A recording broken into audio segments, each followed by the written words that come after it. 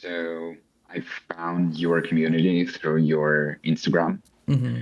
most of all, and I found your Instagram through your YouTube, actually. I Oh, don't know if it's interesting. like the usual, yeah, I don't know if it's the usual way for you to reach out to different audiences, Mm. and it wasn't even through I guess, the most obvious Akira Oh videos, yeah. which you have been very successful at. Yeah, yeah, those Which, definitely brought a lot of people like into the yeah, community, yeah, for sure. yeah, yeah. It was your tutorials actually, and I think that the one that resonated with me the most was the one where you were in the process of making an Evangelion render, where you used Bloom Oh uh, yeah, oh yeah, oh yeah, yeah. That one was to fun. and you were very successful at it. Uh, and I think I was just searching for Bloom tutorials or Gloom or whatever it's called Yeah, in yeah, Blender yeah. nowadays, at least. Glare, bloom, yeah. Because because if well, you obviously do know, but at some point it um, disappeared from the EV render settings, Hmm. right? Hmm. And it became a part of the compositing workflow. Uh, and I was completely unsure how to work with that. So I just searched the web honestly and stumbled upon your video, and I was like, um, I enjoy Evangelion very much. Yeah, cool.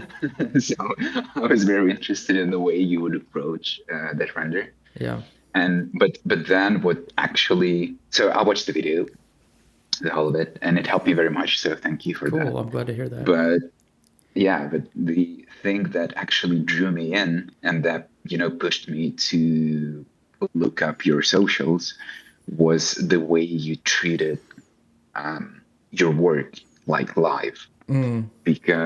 And I think actually you and we discussed that a bit previously, but whatever. Yeah, yeah, it's starting to ring a Yeah, bell. yeah. So the way, like, it was it was the joy that Yeah, just like you having fun with it.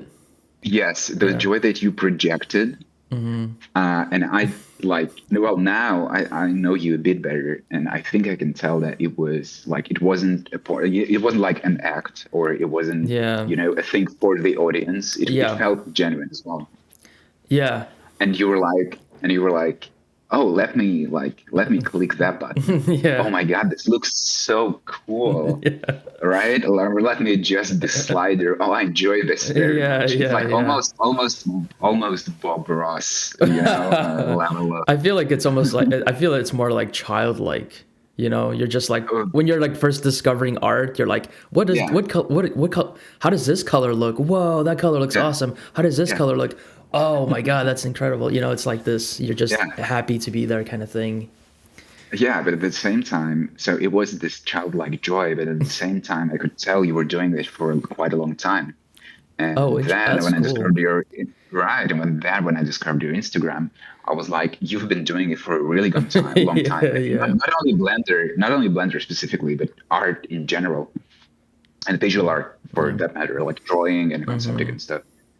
And I enjoyed that so much because at that point, I don't know. I think maybe all of us, all of people who do art, go through those phases Yeah. when you are like when you accomplish something, or when you, I don't know, draw a lot of attention online or something. You like the feeling of achievement. Hmm. However, it is achieved.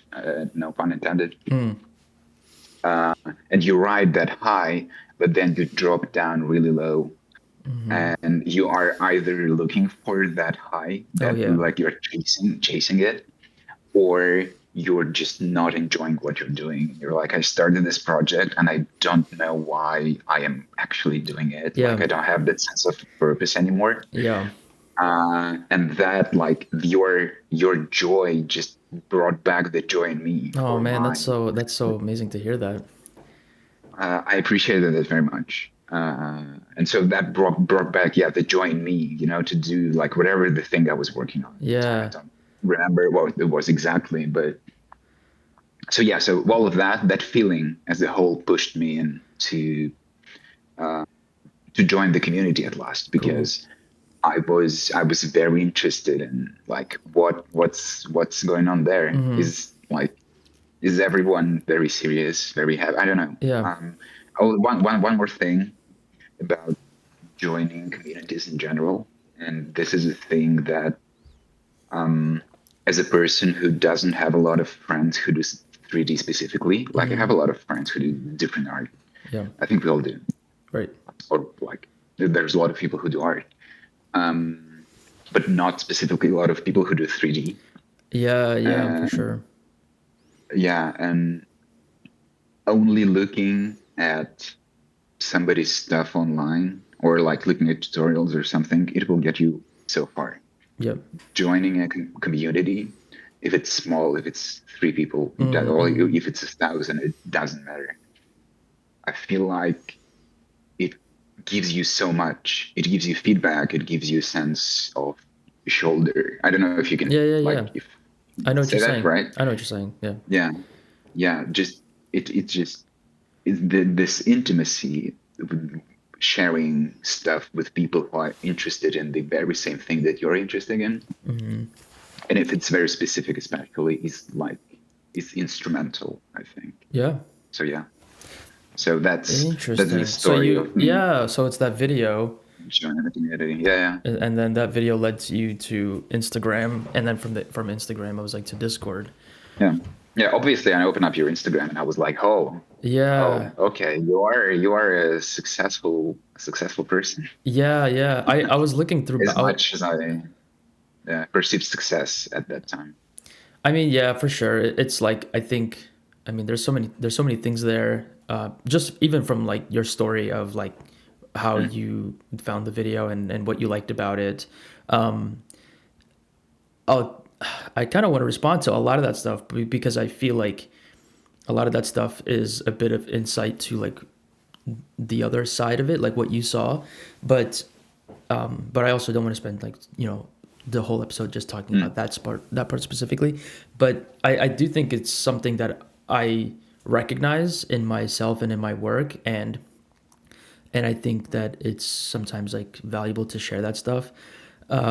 The the video specifically that you're talking about where I'm like doing bloom and stuff, I think that point in my work, like for in that year or whatever, came after I did some of the Akira stuff, and that stuff kind of like because my whole YouTube channel, I really started it because I was posting on TikTok and I was posting like art mm, stuff, and I was just trying anything, and then eventually I got some popularity on there on like some of the videos I posted, and then I just decided like okay, let me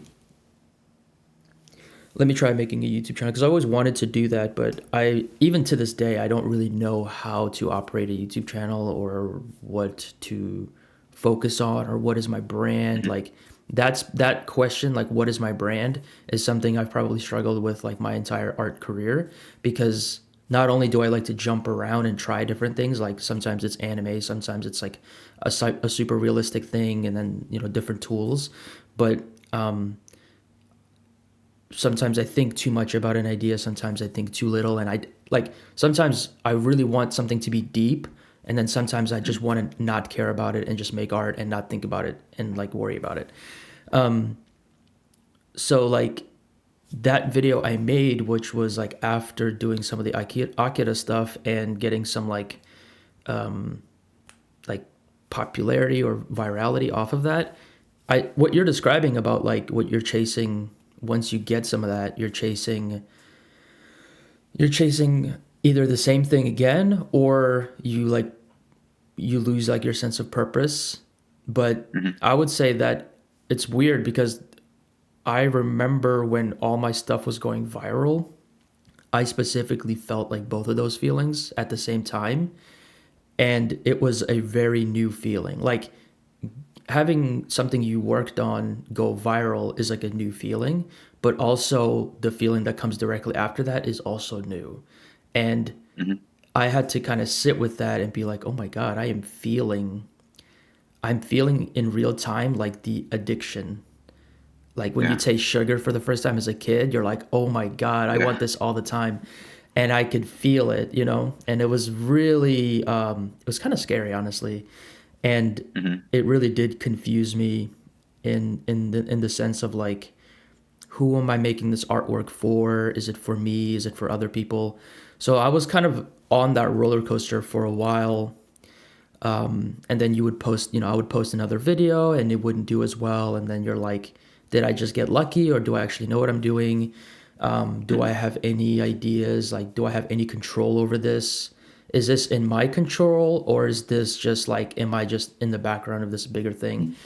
Um, and like if you don't have any control over it, you can't really do anything with it. So like the number goes up, like you don't control those people, you don't have any influence over those people, so you can't take them and bring them to like another community or get them to you know buy something. If you want to sell a print or Hmm. something, like no one's going to buy it. Like that kind of turnover or that crossover is like really hard. And like just in general, I know a lot of artists who try to sell artwork and it's like really hard. Yeah. There's a big gap between the person who like says they love your work and will follow you anywhere to them actually like spending whatever amount of money on a print Hmm. even. But like so I was just in that weird phase and then I switched over to Evangelion because it was another anime that I liked that was like kind of in that same place as Akira, like this old Hmm. school like very influential thing. And that like working on that Bloom video, there was no like point to that video besides look at the bloom, like look at how to get Hmm. bloom, that's it. There was no Hmm. bigger thing there was nothing I was building towards like the Akira stuff. So I had this model. I commissioned a really good friend of mine who's a 3D sculptor to make a very like faithfully accurate or like just like a really good Evangelion model that I could use for my own renders Hmm. personally. And so I paid him for that. Like I fully commissioned him. It took him like months and stuff to work on it. He did all this research. It was really cool to like get something like that. And then I was just like, let me just use it for content, like videos, like renders, anything. I just want to use this model because it's so good. And then I made that video and like that little moment where I'm like, what does this button do? Like, whoa, that's so cool. What the heck? Yeah. That is almost like going back away from all the weirdness of like having a viral post and then losing a sense of purpose and identity.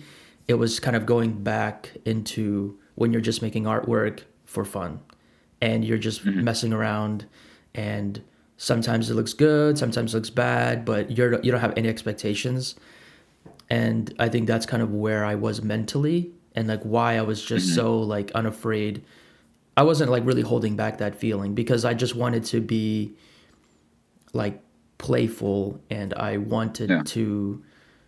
I wanted yeah, like it was like I did want to show how excited I was about this stuff and then hopefully other people can find that in their work. Like what is the Hmm. thing that at the core of it that they're really excited by, not like why they're doing it, but just like what is the Yeah. core thing about why they're doing what they're doing. So it's cool that that touched you because I I don't put out a ton of videos, and some videos I put out have a specific purpose to teach somebody something, or I'm imagining they're showing it to like a classroom or something. And then other videos, I'm just like, I hope it reaches a big audience, or I hope it has a far Hmm. reach, and then it doesn't. So like that's the thing about with YouTube as well is like I never really know if something is gonna do well or not. Some videos I hope I make with the intention of them like doing well and inspiring people, and they may not. Like Hmm. maybe nobody comments, nobody has any response to it. And then some videos that I'm just kind of doing because I just want to make stuff and I don't want to care about like how it's received. Those videos sometimes even more people like it somehow reaches more people sometimes and then they have questions Yeah. about my process or about what I was doing and I'm just like I don't know, I was just kind of making stuff. Yeah. I didn't think about that video specifically. I something I want to mention is that as a person who's again, I don't have a formal education in art or Yeah. something. I just like I think like the most Blender users, just learning off Uh videos on YouTube and mm, forums and all that stuff, just by playing around. Um, Something I started to appreciate a lot is, and it's like it started with animation, sure, but now I appreciate it in like every form of art be like anything I'm interested in, at least. So anything I want to learn something about is these lengthy videos about somebody just working. Yeah. It's like I watched your uh, making of the Gunship video, Oh yeah, yeah. uh, Yeah, that was fun. and yeah, and it's just like it's. I think it's called a demo, right? When you just watch somebody work, and I guess, yeah, I guess, yeah, yeah, demonstration, pretty much, yeah. yeah, and it's a very insightful thing to watch because you get to know the way another person thinks, Yeah. and that is very valuable. If because when you open up the program yourself, you can, it's like you form new, I don't know, neural connections, and you can, Pathways, yeah. well, yes, neural pathways, and you can follow the same path as that artist did, or it may give you some ideas, Yeah. and it's a lot more engaging for me, at least, to watch that rather than stumble upon a problem and then look at a solution that I will implement in 10 seconds and then forget about, which is also a valid Yeah, point. I for mean, I sure. do that as well, of course. Of Yeah. course, I do that. But to learn to think in a different way about things and Yeah. to learn to think about different ways about problems and about the ways you would approach them and about the ways you could approach creative problems as well, like creating compositions or lighting a Yeah. scene. I think watching someone actually work and go through the process of it, for example, of setting up lights one by one, not just giving you a solution Yeah. like this is a 3-point light setup, and you can just do it like this, and this will solve 90% of your problems. Yeah. I guess it won't, and I Yeah. guess if it does, you better know how it works from the very first light to the very third light, I Yeah, guess, yeah, or you whatever. have to know like where you're going with that stuff, yeah. One thing that I've always been super curious about is like what are the very small steps in their brain, that Hmm. the calculations or the things that they're thinking that lead them to that decision. It's like, do I put a light Hmm. here or do I put a light here?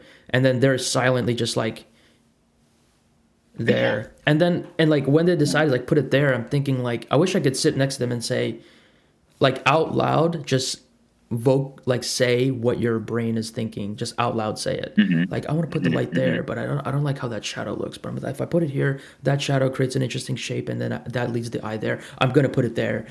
And then the same thing with hmm. color, like color theory, like composition, angles, like motion.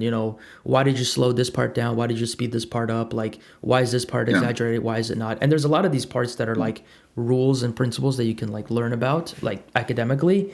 But I think the part, and this, in a weird way, this whole show, this kind of the goal of it, is to talk about that very almost like hmm, boring hmm. part, which is like what I'm Yeah, thinking and why I'm making certain decisions.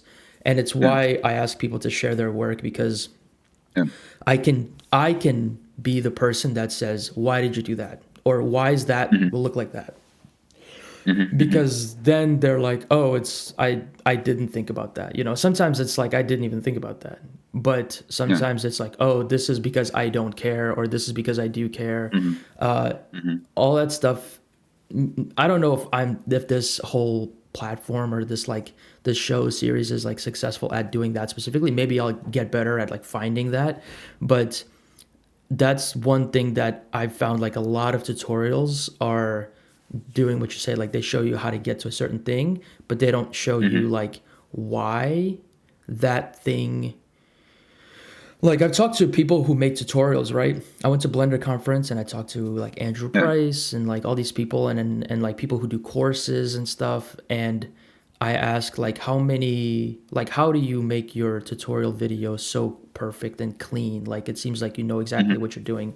And I think Andrew is the one who said that he'll sometimes, or he might have even said this in his actual like tutorials, that like he will remake the same tutorial like 3 or 4 times, like from yeah, start to finish, yeah, and then record it.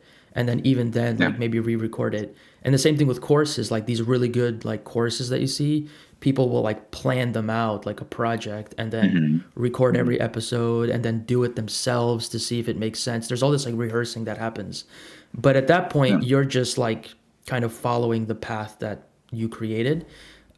Hmm. I think it would be so interesting to watch like an artist that I love or that I really whose work I respect, and just point a camera at them and give them like 7 hours to make a piece, and the whole time they Yeah. have to say what they're thinking. Hmm. I feel like that would Hmm. be Hmm. so interesting. Even think of like famous artists, like think of like Renaissance painters or any of these people in Yeah. history who are like Yeah. amazing, or like the people who make our favorite movies or anything. You can, and like a director, like what are you thinking in this moment when you're deciding like how to direct this scene? Like what are Hmm. all the weird words that come in your head that maybe make no Yeah. sense? Just say them out loud. Like what is it? I feel like that is so interesting to me, and Hmm. I I try to learn how to ask certain questions that can get that information. And sometimes those Yeah. questions are weird or they sound like irrelevant, but to me they give me an answer that's like, oh, that's like how this person thinks, and that's valuable Yeah. because now you can understand why they make certain decisions in their artwork. So Hmm. that's also something I just like, last thing I'll say is like I try to do that in my videos. Is some of my most popular like tutorial videos about buildings or whatever, I'm just like showing you, here's how you make a building, and just do Hmm. it. It's not hard. It looks scary, but it's not scary. And the point is to strip away all the scary parts, show the basics, Hmm. and then say like, I'm kind of like, I'm just showing you as I'm figuring it out. So I'm just Yeah. making this. I don't really have an idea of where this is going to go, Hmm. or I make a mistake and then I say, oh well, that's a mistake, I shouldn't have done that, like, or I was Yeah. impatient and I did this. And I think all of those like things that are kind of ugly maybe or spiky, those things are like the I don't know, like the like how an artist makes art, like the mistakes, Hmm. the step backs, the process. Like, oh, I messed that up, and then like if you ask them, why did you mess that up, or why do you think that was a mistake? Like, I just don't like how it looks. Okay, why don't you like how it looks? Oh Jesus, Hmm. like Hmm. some Hmm. people don't think about this stuff. Even I don't really think about this stuff. But if you can catch somebody in those little like when they make like split-second decisions, and you can ask like what's going on there, I feel like you can learn a Hmm. lot about like Yeah. just art creation and decision making. Yeah. I agree with you 100%. I think that actually, so I am, I'm a fan of the um, learning through doing something 100 times approach in a way. Because especially when you're approaching something really new to you, like making buildings. For me, I don't usually model buildings, at Mm-hmm. least Mm-hmm. in like I was when I started, I was very much interested in character creation. But Mm-hmm. as Yeah. a lot of people do, I think, because it looks very impressive, right? Yeah. And it's like relatable, Like like it's a human, you can relate to that. yeah, yeah, yeah, and you dream, and like this, the moment you see some cool artwork, you dream of being able to sculpt like this or Mm-hmm. texture like this, or in the current market, do all of those things at like a senior level. But Yeah. so yes, I was very much interested in that, and not very interested in hard surface modeling, to which I came later. Mm-hmm. Still, like Yeah. it's a path that I think everybody I mean, is going down. I would say hard surface modeling is also its own like rabbit hole. Yes, You can get very deep yeah, into like very specific things. yeah, I wouldn't say that what I yeah. do is like hard surface modeling in the industry sense, but Yes, but that's beside the it's point. serving a purpose, isn't it? Yeah, It's like you want true. to create scenery, right, which Yeah, looks good on in a render or something, and yeah, you. So that's where I'm leading gotcha. to actually. Um, you have a certain problem that you've made a certain decision about, and you are implementing that decision, Yeah, and exactly. it will work for you, and it will work in your render. Maybe it won't work up close, and or it won't work in another setting, but in your Mm-hmm. setting, like in your application, it is going to work. And if it's not going to work, you're going to fix it or tweak it or Right. something, and it will shine in a way. And So going back to the experience-based approach, I feel like when you are approaching something new, uh, you need to absolutely 100% make the effort and spend the first 10 or 20 or however more excruciating hours just tackling that thing Yeah. and just doing it. And maybe at some point, and like I feel like in those first hours, at least I have that sense of purpose that drives me forward, and Mm-hmm. I want to achieve that result. And the next time you are going to approach it, you're not going to spend 20 hours on it. You're probably going to spend 10, and then Mm-hmm. 5, and then 2. Mm-hmm. And then your decisions about stuff, about making things, will become more and more informed by your experience. Mm-hmm. And then by doing, you will also notice how other people do it. And Mm-hmm. that will inform your uh, approach to work, or the approach to 3D modeling or whatever as well. And maybe this watching somebody do something and explain their thinking, Mm-hmm. is a way to simulate your own, hours of experience, Mm-hmm. because you can hear somebody else doing that work. Yeah. Because I feel like, and again, not to not to be unappreciative of all the tutorials or the short form Mm-hmm. Mm-hmm. stuff. It's very helpful. It's been Mm-hmm. very helpful to me and to you, I Yeah, bet, for as sure, well. definitely. um, but it doesn't teach me, at least, as well as those long explanations about Mm-hmm. thinking Yeah. and how to approach something do. Yeah. So yeah, Yeah. Yeah. absolutely, if that makes sense. Yeah. It's you're saying like how to think, like learning how to think Mhm. instead of how to do. Yes. Yeah, Yes, it because can make a big the impact. the instrumentals, I feel like you can teach and you Yeah. can learn.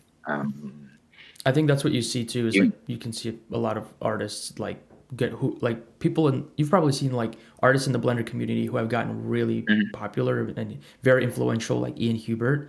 That's an example of somebody who is like everybody in the Blender community knows this artist, Yeah, and you yeah, can see his influence in a lot of people's work.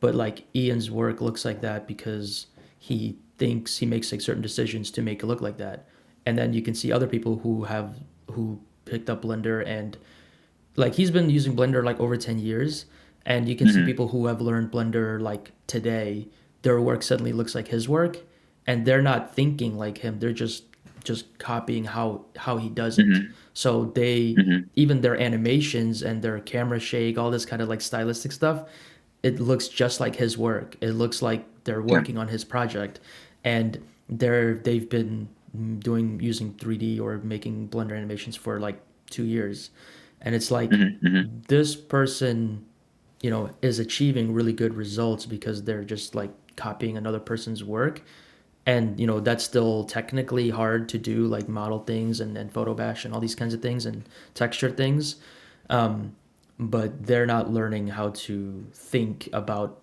making hmm that kind of work. So if you were to ask them to make artwork that does not look like this other artist, it would take a lot longer because it would be like doing the thing you're doing, like do it for 20 hours, then do it for 10 hours, then do it for hmm 5 hours. hmm It would hmm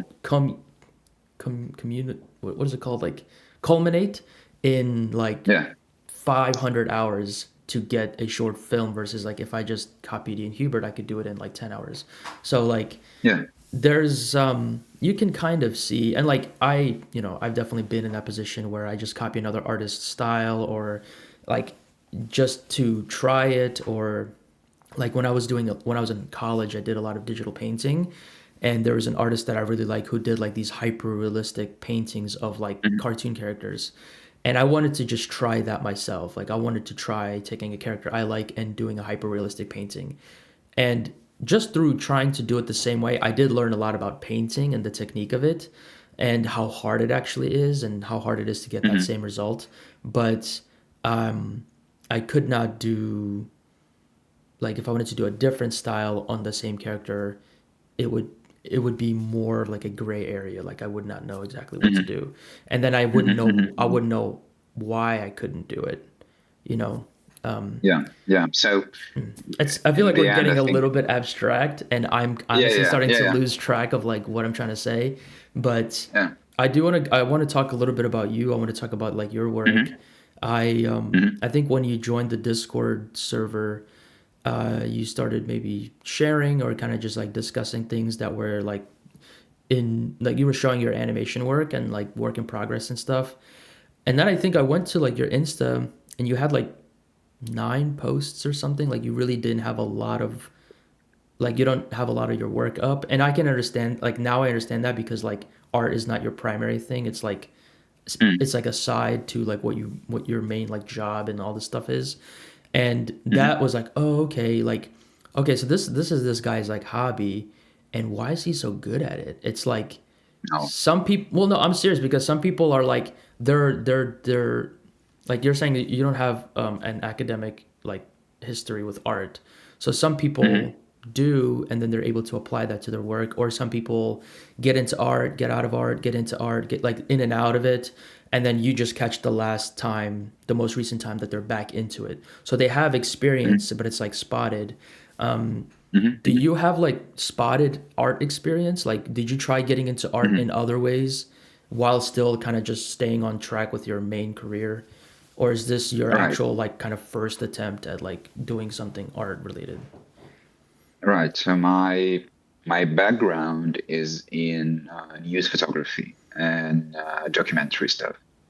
So still images and visual. I think it still applies to news photography. It is an art form, I think, to an extent. It serves a very specific purpose of conveying the story or um, conveying a news story specifically. Like if something is happening, you have to illustrate it with something, and you go out in the field and you take pictures, and then it leads somewhere.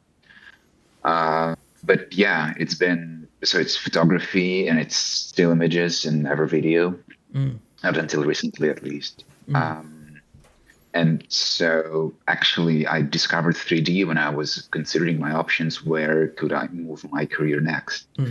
So I sat down and I was like, um, I want to consider my options and I maybe want to change careers. And I just, yeah, yeah. Yeah. And I think, I feel like a lot of people start 3D with that thought in mind as well. Yeah, They like were they there like, want something out of it. Yeah. yes, yes, yes, yes, yes. And I was like, the way I approached it, because I was quite desperate, I wrote down a list and I just wrote down every possible job that came to mind, from a taxi driver to a chef to like just like anything that came into my mind.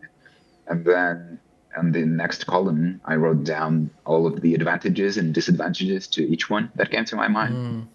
And then, like, where could I apply my existing experience? Yeah, yeah. And yeah, and 3D stood out to me. Really? Yeah, That's surprising. because I was like, I understand lights. Like Oh, uh, true.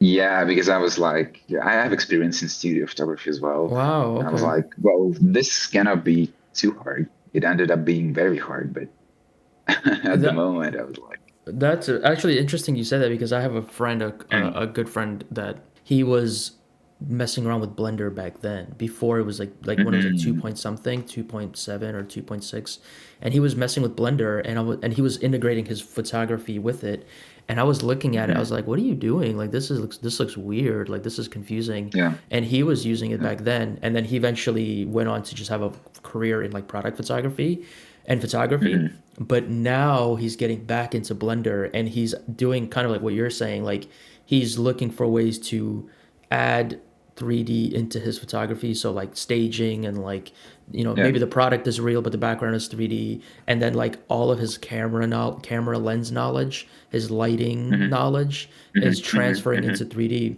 And the yeah, I mean, I don't know if you've played around with it, but Blender has a lot of like good add-ons and capabilities to like simulate like realistic lenses and lighting yeah, in a way yeah, that is yeah, like satisfying to a photographer. But it's interesting you said that, because at first I was like, how does photography, like especially journalistic photography, transfer into like Mhm. animating, like, or like Mhm. I think of your Mhm. work, Mhm. which is like you have this animation of like a knight, a small knight like cutting Yeah. something, and I'm like, I don't see the connection between photography and that.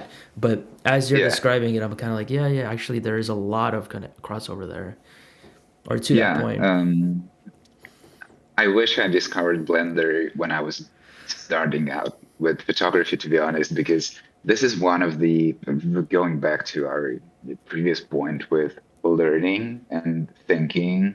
Um, Sometimes when you're starting out in photography or doing, or specifically starting out in studio photography, you don't have, well, at least I, at some point, I didn't have the money or I didn't have the guts or both to just go to a studio, just rent a place and just ask those people working there for Mm, lights and mm, for advice yeah, on yeah, how to set them up because this is the way you learn, right? yeah, on the And job kind of thing. yeah, yeah, Yeah. yeah. And when you are look up that stuff on the internet, it's just like, well, here's a 10 point setup. And it's just a picture top down. Well, you know Yeah, this yeah, yeah, a bunch this of stuff. And it's lights. a top down picture with a bunch of lights. And you're like, I have no idea how this actually Yeah, looks in person. yeah. And Blender would have given me that That's opportunity. So true. yeah, Yeah, that's very true. That's a good yeah. point. Right. Good advice for So somebody who's that's like trying to learn basic lighting. Like, yeah. how does it work? Yeah, yeah. I used it in a similar way. I watched, but I watched artists, concept artists who did like art for video games and movies. They used they used basic 3D, like with boxes and just like very simple like Hmm. lights and Hmm. shadows Hmm. to Hmm. help make their art make they were using it to create reference material that they could study to then Yes. physically like hand paint into their paintings. So it's like, oh, I need to Yeah. see what a cube looks like in a perspective with a rim light. I don't know what that's going to look like. Let me just build that in 3D, take a Hmm. screenshot, and then just use it as reference, as Hmm. study material. So Yeah. it's kind of like a Yeah. different way. Yeah. Yeah. Imagine the possibilities. Well, we know we can imagine the possibilities, right? Of like doing that with your artwork. Yeah. I mean, Yeah. I think about what you're saying. Like, imagine the possibilities if I'd done that earlier. Jeez, you know. Well, it's you cannot you cannot be sad about this stuff, man. It's like I think I've been sad about it, because I used to actually yeah. hate 3D. I used to be like, I'm never gonna learn it. Hmm. It's like when I Hmm. was in college and my buddy was doing Blender stuff, and I was like, that looks bad. You know, I would just be like knocking his shit. So like I would just I I had this I just felt like I needed to be a really good digital painter and an artist and a concept artist. Hmm. And that was like my path, because I wasn't good at like math or like, academic things. I was really good at drawing and painting. And that was like the thing that brought me the most joy. So I just was like, I gotta be really good at painting and drawing. And if I'm not, Hmm. then Hmm. like I have no purpose. And I started seeing people do 3D, and they're like, hey, you can use 3D and it'll help you. I'm like, I don't need help. Yeah. I can do it myself. I can Yeah. figure it out. I can learn it. And then I think I eventually did learn it, but I started to feel bored. Like I was like, why is my Yeah. art boring? Why doesn't it feel like satisfying Yeah. anymore? And it's because I Yeah. was just using the same, like, you're using pencils to draw, and you're using the same pencils, and they're getting like used, and you're buying the same pencils over and over again, but there's paints, Hmm. there's sculpture, there's all this other like mediums over here that you're just like never touching. And then once you Hmm. finally sculpt with clay, you're like, wow, this is fun. What the heck? Like I can do this. Hmm. Hmm. I can sculpt a little head, and then I can use it as reference for my drawing. Like what the heck? So that's kind of like, once I got into 3D, I bridge that gap by putting my artwork into 3D, or like Hmm. recreating my artwork in 3D. So it still Hmm. felt like my 2D artwork, all that skill served a purpose, because when I transferred into 3D, that wasn't obvious. Now I'm realizing I'm pulling from experience of composition, of sketches, of concepting. I'm pulling from all of that, all those years of doing that, and I'm Yeah. consciously putting that into my 3D work. But originally, when Hmm. I transitioned from 2D into 3D, I was like not sure how to, use how to transfer that skill into 3D. So it felt Yeah. very like confusing. Sorry, I didn't mean to like. I'm No, it's sorry. okay. It's okay. Go. Yeah, please go back. Yeah, it's fine. It's fine. So so I discovered 3D, and I discovered character modeling, and I was like, this looks very cool. I want to know how to sculpt, That's so and but I funny. don't know. Yeah. Yeah, but I don't know where to start, and I don't know how to draw. I've never drawn in my life, I feel. Mm-hmm. I was pretty good with, Lego as a kid, but Mm-hmm. never drawing. Mm-hmm. And um, I, not to make an ad or something, but I've discovered this artist who's called Nikolai Naidonov. Okay. He's from Bulgaria, and he frequently streams on YouTube, and that's how I found him. Oh, cool. And he streams his sculpting live, Dude, yeah, you and he gotta send has his. Does he still do stuff? Does he still make stuff? yes, You should definitely like send his stuff when you he's can. of course he's a very enjoyable person as well. Like he's an entertainer, and he has quite a lot of sculpting courses, Mm, which are again not to advertise him or anything, but sure. it just helped me a lot. Right. They are insanely cheap for the actual value you're getting. Cool. I think I got maybe three of them in a pack for like $20 Mm-hmm. during Black Friday or Some something. sale, yeah. Yeah, some sale. And yeah, that's how I started sculpting. And my wife, who's an amazing artist, luckily, she had a pen tablet, which I used for the sculpting part. Cool. And it was very fun. And I was just, this was my discovering how to sculpt with clay moment. Yeah. This joy when Yeah. just when you're sweating over a digital sphere for Mm-hmm. 3 hours, and in 3 hours it resembles a person. Yeah, pretty It is an crazy. amazing feeling. Yeah. Yeah, it is crazy. And so I went through all of those shenanigans, and like say, I started studying anatomy. Um, and at some point I lost the purpose in a way, Yeah. which wasn't bad, I'd say, because I was enjoying myself so much with it. Mm-hmm. But at the same time, my beginning goal was to find a career path for it. You're right. And with character modeling, I quite quickly realized that the bar is so high for Yeah, oh men yeah. in this. It's like insane. And probably like it's a solid plan if I'm thinking of learning it for the next 10 years. Mm-hmm. But if I want to transition a bit more quickly into something else, I don't really have, the luxury of doing it for that long. Yeah. Um, I have to say that I still enjoy sculpting. I just don't do it as much because I don't have the time. But if I had, I would happily return to Yeah. it. Um, and then like a year passed, I did my first couple of characters and learned topology. I mean, learned to the point of like doable, you Mm-hmm. know, Mm-hmm. like passable. Right. This is the word. Yeah. Good enough. Yeah, good enough. And then I just stumbled upon the art of 3D animation, Uh-huh. and I don't actually recall how I thought of the possibility to, to try it myself, because I think correct me if I'm wrong, but I think that like if you look at somebody's render and if you look at somebody's rig moving in a scene, you're like, Yeah, it's what the hell super is crazy happening looking. It's there? confusing. Yeah, yeah, yeah.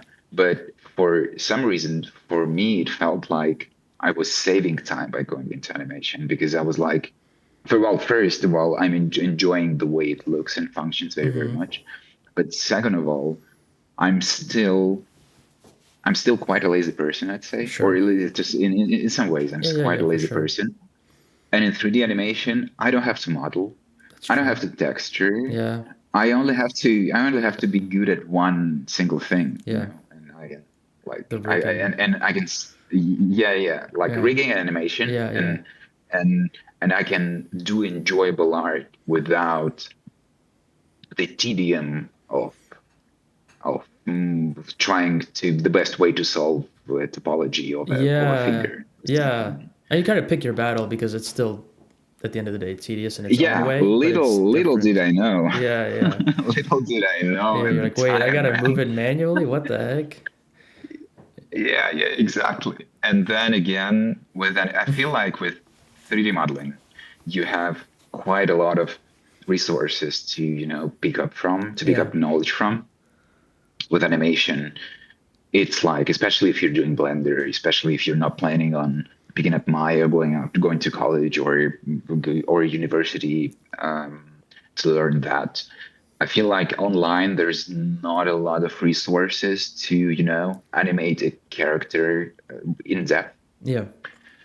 And with animation, I feel like the best resource I found was, again, this is not an advertisement. For sure. Um, Sure. That's fine. yeah, yeah, the best resource I found was a course in Blender animation by Pierrick Picot Pierrick Picot. Okay. His course is called Alive! Okay. Exclamation mark. Okay. And right now, I think it's probably the best animation course there is if you want to start like to understand how this works. It's 3D animation specifically? Yes, it Okay. is. It is. And it was an amazing entry to the medium. Mm. And yeah, and I just fell in love. I just did the first like couple of lessons. And it got me so hooked. And I think I was enjoying it even more than sculpting, Wow, to be cool. honest. Yeah. Like maybe, yeah, maybe this is my calling. And and well, to this point, I didn't sway. I have never swayed from Mm. this path. But again, it's been like it's in 3D. It's been 2 years for me in total, and 1 year in animation, and that's it. Yeah. Uh, but yeah, animation is super fun. Yeah. I Yeah, this is like clumsily, but this is my path. no, dude, I love that. That makes that all of that lines up. It all makes sense, and it's like I laughed when you said like this is my calling because it's like that's probably what you thought when you did sculpting.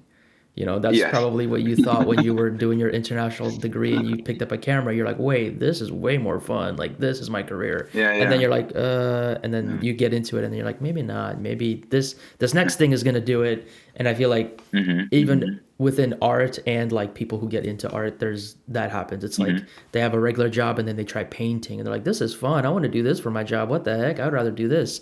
And then they get into the Yeah, career of it and it's like, this is actually boring and hard. Now I'm yeah, gonna switch to yeah, another thing. But like yeah, I just that's like a trend that I've yeah, definitely yeah. done Of that, course, and that happen. I it's a think I path. see that with a lot of artists. It's like one thing Yeah. we can all definitely share is that like that trend or that feeling that always comes up. Um, oh man, One thing, go yeah, ahead. yeah. One thing I also wanted to mention that one thing with animation, like I was mentioning that this is super fun and you don't have to do a lot. I lied. You have to do a lot. Um, Doing animation for me at the moment is weirdly such a slow release of dopamine. Hmm. It's like it's almost, I don't know, it's almost sadomasochistic or something Whoa, because interesting. you That's can funny. because yeah, yeah, yeah, because you can work on something for like a month and you can even like you have your ideas laid out, you have your 3D actual layout put down, and then you make your poses and then you make your in-betweens and then you spline it and it doesn't work. So you redo your blocking and then you spline it and then you send it off for feedback and you receive a lot of feedback, which is always good. Hmm. And then you fix it for 2 weeks and then you're finished. And then you can like sit back, watch it, and say to yourself, I did a good job, Hmm. you know? Yeah, Um, and you did it all in a way, yourself. yeah, yeah, yeah. In a way, maybe it's strange because I enjoy it so much, but at the same time, I don't think I have learned yet how to enjoy every single step of it Mm-hmm. in a way. Maybe I don't have to learn that. Yeah, I think Maybe that's like, true with a lot of stuff, and I think people yeah, just do it anyway because they know the next thing is going to be the yeah, thing they enjoy. yeah. But with animation, you're like you're starting to make it, and I start to make it, and I know that the end result, I'm gonna see it in like in a month, Mm-hmm, mm-hmm. you know, Yeah, and I wait for it eagerly. yeah, it's like an investment that you're just like, I hope this pays Yeah. off, and I think it's gonna. Um, uh, Something you said about like your I think I connected two things, and I don't know if if they Mhm. make sense to you, but one thing that I Mhm. think is interesting was when you looked at a sphere and then you made a human face or something that resembled a human face 3 hours later, that like initial excitement of like, oh my God, what did I make? But you made a human face. So when we Mhm. see a human face or a character, we relate to it on like a human level. You know, you're like, whoa, this used to be a sphere and now it's a human face. Like I'm so emotionally connected to this process. And then I feel Mhm. like Mhm. what happened, and like you kind of gave this inanimate 3D virtual object life, just to kind of, if we're boiling it down to like this really like abstract sense. And then there's a lot of Mhm. excitement there because like I just made a human face. Like what the heck? Uh, Yeah. and it feels powerful. And then with animation, I could see that same thing happening. You take an inanimate static object and you give it life by like putting bones in it and moving it and then playing it back, and it like the hand does this or whatever. And Mhm. you're like, I just gave something motion. What the heck? Like Yeah. I'm in control of this, so I can see that same kind of like whatever dopamine hit or inspiration hitting, where Mhm. it's like, Mhm. whoa, I just created something, Yeah. and it was with my bare hands. It's kind of, it's like I feel like that is like that to me feels connected. Like those two things that you experienced Mhm. feel like Mhm. similar. Mhm. Maybe I don't know Yeah, if you're aware of absolutely. that or Just if that's just like something in the background that happened. That yeah. yeah. I think that this is very true. Yeah, this is very true. Yeah, yeah. You're just right. You're just on point. Because it I'm saying that because like that's how I felt too when I, when you animate something or when you rig something. Like Mhm. there's all these Mhm. tutorials about like rigging snakes and tails and all these things, and it moves in like a realistic way. Or you make your first like IK rig, or you make your first, or Mhm. you get a model that is rigged very well, and you can just move it, and it's like you have this physical object in your hand. It's like, oh, like there's like an add-on for, I think there's an add-on developer called Polygonic, and Mhm. they make like trees, all kinds of things like environment assets, and they have this one called Traffic where they have a bunch of cars and planes and stuff in it, and they're all rigged. And the like getting something that's really well rigged in 3D is so exciting because now you're like, Mhm. I'm just playing with toys. Like if you've ever had a toy or Yeah. like an action figure in your Yeah. hand, you know how limited sometimes the joints are. And you're like, I wish this could move. I wish I could like articulate this part, or I wish I could move the hair or the eyes or something. And that is the same thing. It's like having a toy that's Yeah. like very well articulated and every part moves in a realistic way. Like you lift the foot and the knee bends in the correct way. That's like, oh my God, this is so exciting. Like Yeah. I don't Yeah. I've animated things, and I don't know if I enjoy animating rigs as Mhm. much as I enjoy just making like an environment, but having a very well made rig makes a big difference like in Yes. how fun animation is.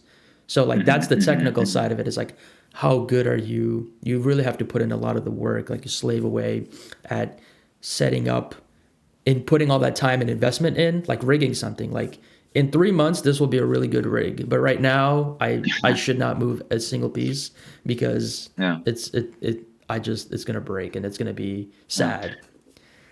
Yeah. One of the perks of joining a community is sending off bits of your work that are not finished for Hmm. people to appreciate and to share the joy with you. Yeah, Like yeah. say you start a rig and it's a complex character and they have 4 arms and tentacles and you're like Jesus. it's not safe for work. And Okay. Wait, it's not, or it's you not safe for work. It's safe for it work. is safe for work. Okay. It's safe for work. Okay. Yeah. So like Doctor uh, Octopus from Spider-Man or something. yeah, yeah, for instance, Sure. for Yeah. instance. And so you start working on that, and you know that this is gonna take you 3 months. Mm-hmm. So you have to get your dopamine back, right? Mm-hmm. Mm-hmm. So you rig one thing and you send it to your community of people, and you say, "I am very proud that I did this," and people will say, "This, you did a great job," Yeah. and you will feel things Yeah. Yeah. every time. And it's also interesting how, at least for me, I've been doing it for not a very long time. Yeah. You tell me how it feels for you, Okay. but like you like, I don't know, you could do the same thing every month. I mean, approach the same problem every month and solve it every month and send it to somebody, and those people will tell you that you did a good job, and you will feel the same excitement from that Yeah. interaction Yeah. every time, and it will propel you forward, even if it's something, or if it's something usual for them.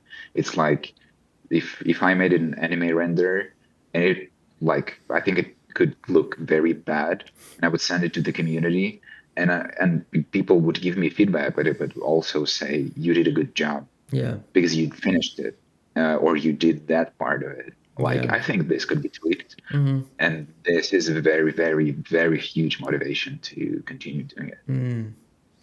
Interesting. Yeah. I'm trying to think like I think I'm just a little bit more self-conscious about my work. So I understand what you're saying about like share your process, share your progress, and you'll get good feedback and like motivation to keep going. Um, Sometimes that feedback stops me because I realize like Mhm. I kind of got what I needed. Like I needed Oh, you got your enjoyment out of it. I it wasn't even enjoyment. Maybe I just needed some kind of validation and then I got it. Okay. And then I don't want to keep working on it because now it's like me making the artwork. Like Mhm. what it wasn't about me making the artwork. It's about me making something to Mhm. get validation. So then I got the Mhm. validation and Well, that triangle is complete. Now I don't need to keep going. So sometimes it'll well, slow me down. sometimes we I don't want just, to show stuff.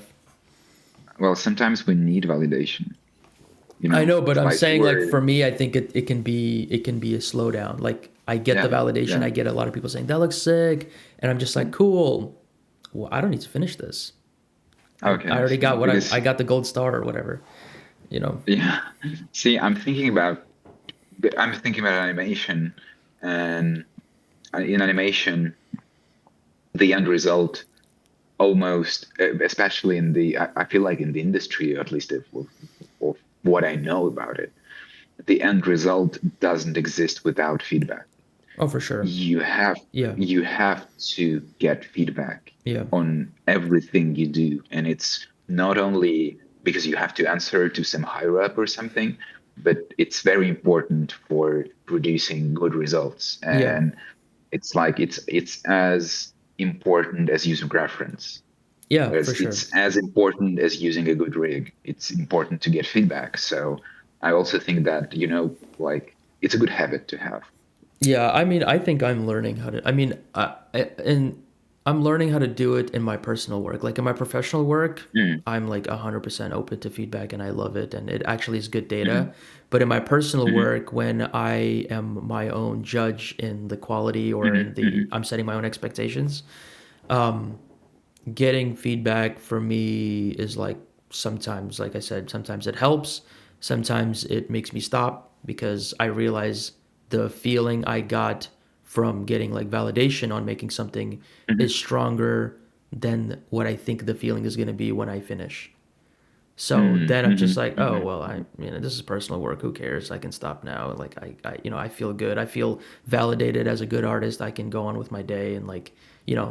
I think that that's also why sometimes like you kind of never finish stuff. It's like you make it far Mhm. enough till somebody's like, wow, that's really good. You're such a good artist. You're so smart. And you're like, oh yeah, thanks. And then you just like, all right, on to the next one. Like that's pretty Yeah. much you said everything that I needed to hear to validate my like hard work, and then Mhm, I can just stop. And I'm just being super like honest about that feeling. That feeling is there, and that feeling has been has impacted sometimes my progress with certain projects and mhm, work. mhm. But I also that's also maybe like why I don't share progress on things, because if I can if you can if you have that, if that happens to you or to somebody who's listening, Mm. if you need to recognize that the earlier you are honest about that with yourself, the earlier you will fix your bad habit of like never finishing work. So for me and my relationship with sharing work and getting feedback, in my personal work especially because I'm more connected to it emotionally, can Mhm. sometimes like slow me down or like make me procrastinate or Mhm. something like that. But I agree. I mean, it, you know, in a setting where you know the goal is not the feedback or not the validation, it's Yeah. the final product. Yeah. Like good like feedback is super helpful, and you also have to be ready to take the feedback. Like you have to be putting your thing, giving your thing to the community, and Yeah. sometimes either asking like, can somebody give me feedback on this very specific thing, or the people that you know are going to give you feedback maybe you respect. If it's like a bunch of random Mhm. people on the internet who don't know you and don't know like what your intentions are, their feedback can be like sometimes it can be distracting, like looking at a Yeah. piece in a museum or something. Like, what do I think about this? I'm sorry, man. Just let me Yeah, yeah. go 1 second. Do you need water or something? It's the Parisian cough. Everybody has it this time of year. We kind of we covered your background and how you got into 3D and like Yeah. where you are now. I mean, I think it would be Yeah. interesting to talk a little bit about like maybe the gunship video that we worked on together. You know, we had a call and you were like, this is the time, this is our time difference is this. I'm going to dedicate this time to it while you're sleeping. I'll be working. And then by this time you'll get, it was like very professional for like that Mm. type of work. And so I just I thought your rate was like super acceptable, and I was just like, Mhm. yeah, this is kind of nice to work on something as a freelancer can be very stressful, and when you Mhm. can even get one other person to work on it with you, it relieves the stress by like 50%, because you know Mhm. that like while I'm not currently actively working on it, it's still like moving along in some other way. And that alone was worth a lot to me, to just know that somebody else is helping me with this and working on this with me. Mhm. But anyway, yeah, I mean, the big reason that I got really interested in you on that project was you sharing like, here's the rig, Yeah. here's what I changed, here's what I didn't change, Mhm. here's like I got to see a bit of your process, like the reference and Mhm. stuff. And then I was just Mhm. thinking, like, this guy's doing everything you're supposed to do, as far as I know, as an animator to Mhm. make good animations. And still, I was like, how is this not your? You made it look like it's your full career to do this, but it Oh. wasn't. So that's what I was just so interested in, that like how Yeah. how this happens. Right. First of all, thank you Yeah, yeah, for for saying sure. a lot of good things about me. I appreciate it very, very much. I mean it. And thank you for bringing me into this project, because now that what you're saying about this project puts even More more perspective. more perspective. Yeah. Yeah. Uh, yeah, it was my first paid project, and I have to say, well, I have quite a lot of experience in freelancing from photography. Okay. So, in a way, um, like I learned how to respect my client and Okay. how to, Okay. build Yeah. up Yeah. this process of back and forth and how to work together. So that experience was also very, and it continues to be very important in doing 3D as well. Um, I'd say it was a bit scary going into it, Yeah. but at the same time, when you messaged me and you were like, "Hey, maybe I have some work for you," I was just ecstatic. Cool. I was, just head over heels. Was it because like what was Well, it was on an several. objective level, like what was so what Yeah, why yeah. was that so exciting for you? On an objective level, imagine, and the feeling of getting your first paid Yeah. freelance in a field that you've never gotten paid before, Yeah. and that. specifically your aim is to someday Make money. get Yeah. paid. Yeah, yeah, yeah, yeah. I mean, yeah, it was just, I was just beyond, Yeah. beyond, beyond happy to Yeah. do it. It is exciting. It's a really good. It's a really like. It It's like is. super validating as Yeah, well. You're like, all this. yeah. This is possible. Yeah. It's yeah, yeah, it's paying off, you know. I'm Mm-hmm. doing this, and I'm just Yeah. doing a Really. lot of I'm doing a lot of work. I'm putting a lot of effort into it, and it's yeah, yeah, and it's paying off, and it's an amazing feeling to Mm. like because it's one of the goals, one of my goals for that year was to like try freelancing. Cool. And yeah, yeah, yeah, and you just essentially you fulfilled, my grand goal of 3D Nice. during the previous year. I'm happy that worked out in that way. Then that makes it even more like Yeah, yeah. special. Um, and so yeah, then I just set to work, and the way people usually are taught, I feel, to approach animation is to get reference. As an example, or the people watching have probably seen a little movie called K-pop Demon Hunters, or Yeah, at it's least pretty have small. It's heard. indie film. Yeah, Yeah. yeah, yeah, it is by Under the any of these radar. studios. Sun Animation, yeah, Yeah.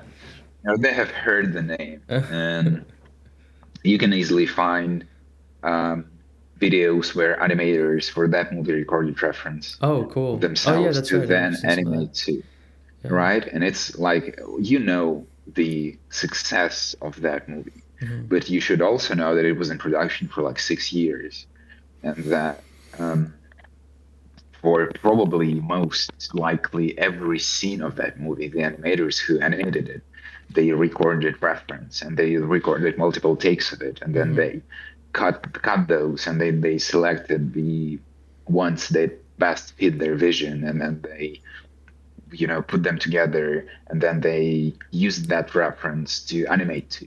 Yeah. And they are world-class animators with now multiple awards, or previously with multiple awards as well, Hmm. but all of them use reference. So when I saw the scene, my first thought was, how do I simulate playing on a piano or on keys? Yeah. But I've never played keys in my life. I Hmm. played drums, but not keys. And I was like, um, Yeah. well, I should, yeah, yeah. So I took my skateboard. I fell in love with skateboarding.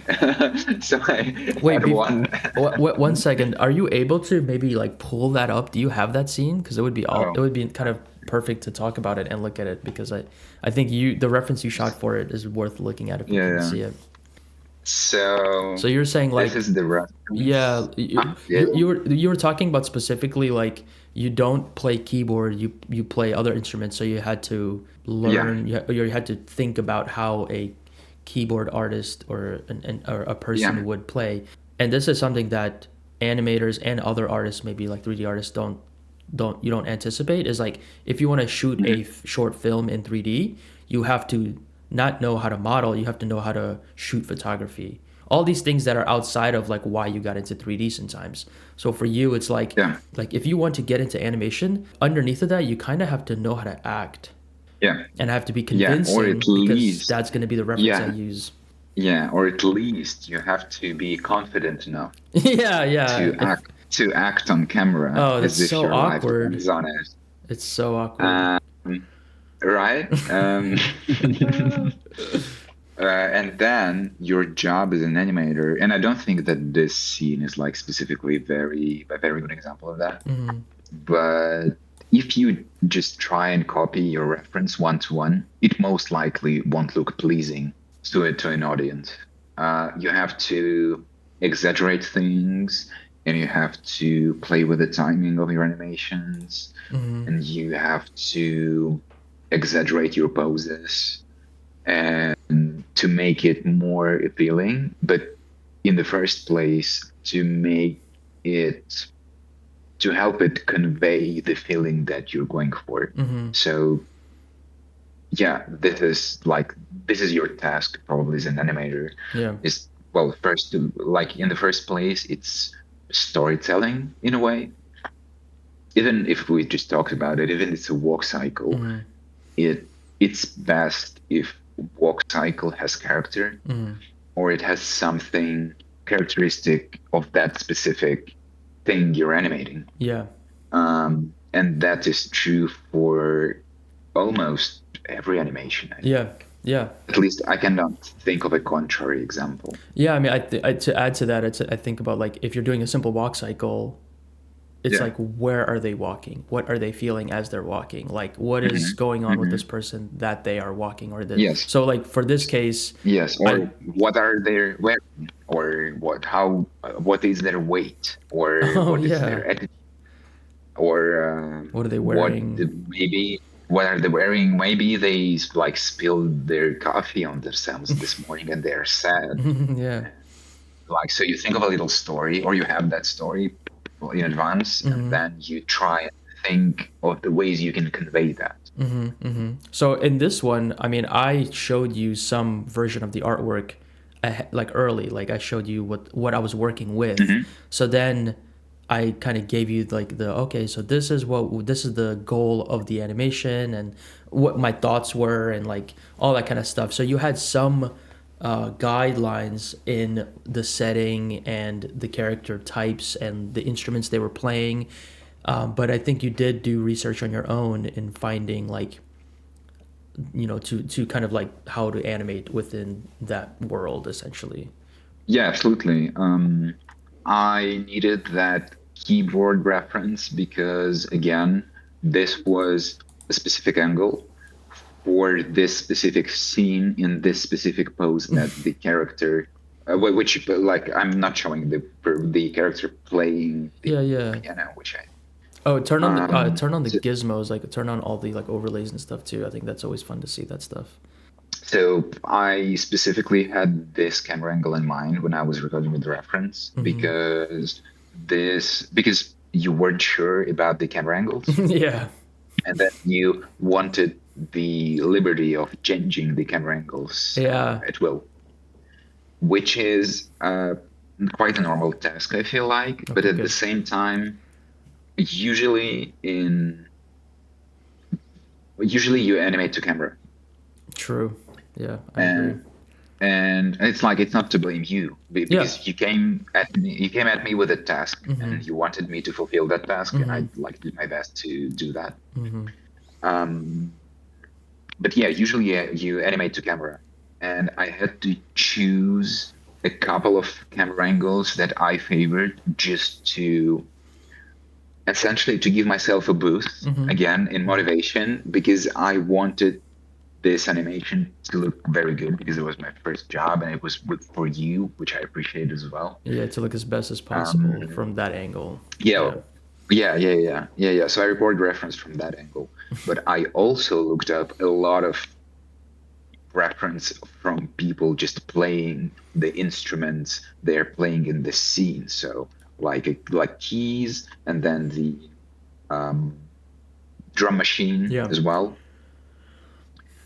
just because I wanted to know what the movements and the body mechanics feel like when they are doing it. Yeah. And now looking at this scene, I don't think it's like a super tight animation, to be honest. Yeah, I yeah, could yeah. have For I sure, could have done a always. much better job. But at the same time, I think that the scope of, and correct me if I'm wrong, but the scope of that job didn't mean like it didn't have room for very true to life, very realistic animations Yeah. just because we didn't have time Yeah. And that and that wasn't like the because goal. The goal was the whole yeah, thing. That was like a small piece of it. yeah, Yeah. yeah. And I think that in the end I've done like was it I think it was over 5 cycles, right? And combined for I both think so. instruments, Yeah, like maybe there was eight. a lot. Yeah, and like Yeah, yeah, from what was interesting was like the way again I was just asking for like, hey, give me these things and then I will play with them. Kind of like give me notes and then I will compose the like final melody. So that was why I was like, I don't know what the camera angle is gonna be. I like kind of deciding the camera angle, like while yeah. working. I just wanted to see if that was an option like on the menu of Yeah. things that I could order. Yeah. So Yeah. sometimes, yeah, like the hard part is not going to be that you have to rig something super technical. It's going to be that it has to look good from every angle or from most Yeah. angles, or it's, usable. I have to say that the skill of finishing work, which is something that we talked about previously, right, today, um, it's an important skill to to earning money with this. Yeah. Yeah, yeah. Um, it's you have to sometimes you just have to push through, and sometimes you hate it with your guts, and you just have to do it. And it's important to show your employer, which in this case was you, that I am able to finish stuff and that I am able to essentially, yeah, I don't know, meet the deadlines. And this is also something I think that I've had several small jobs after this as well, and with character animation. And with every job, the most difficult part wasn't art. It wasn't creating. It was meeting deadlines, dealing with strange requests. Yeah. Um, it was having been provided with poor rigs and models to begin with. Yeah. So the actual like pipeline, it doesn't always necessarily lends itself to creative freedom or Yep. to like creative mood. Yeah. It and you can like add a lot to this, I feel, because you've done a lot of freelancing jobs. Yeah, yeah, and all of that stuff is true. You're saying what you're saying is true. Like sometimes the hardest part is not like doing whatever you want or having an idea. It's like making the very specific thing that the client wants look as best as possible for them and for you. Can you maybe show the hands or like unlock the view from the camera and like talk Just give about? me a second. I feel like the drum machine person was my best work on this I project. know he just presses like a single button. I think that the biggest technical difficulty I had on this project in general was that those rigs, and I've spent a lot of time looking at Big Medium Small's website, which is where some of these assets come from. Yep. If they had actual rigs with an FK IK switch, which is for the people who don't know. So an IK FK switch Is this a model that you is, got from somewhere and then rigged it, or was it already rigged when you got it? no, it was already rigged, but it Okay. needed some fixing, to be honest, because it had a lot of circular dependencies. Gotcha. I don't know what that means, but I'm gonna click on Um, yeah, all right. So IKFK Yeah. rig, this would like the first point, and then we'll get to the dependencies. Okay. So forward kinematics is when you animate a limb starting from its like highest point. So you animate shoulder, Oh. and then you go down, and then you rotate this, Mm. and then you rotate this, Mm. right? And then you pose the fingers. All right. I mean, you would pose the fingers in any case. Yeah. Yeah. Um, and then if we open up this menu here, we select our hand and we change it back to forward kinematics, and we show I'm sorry, to inverse kinematics, and we show the inverse kinematics controller.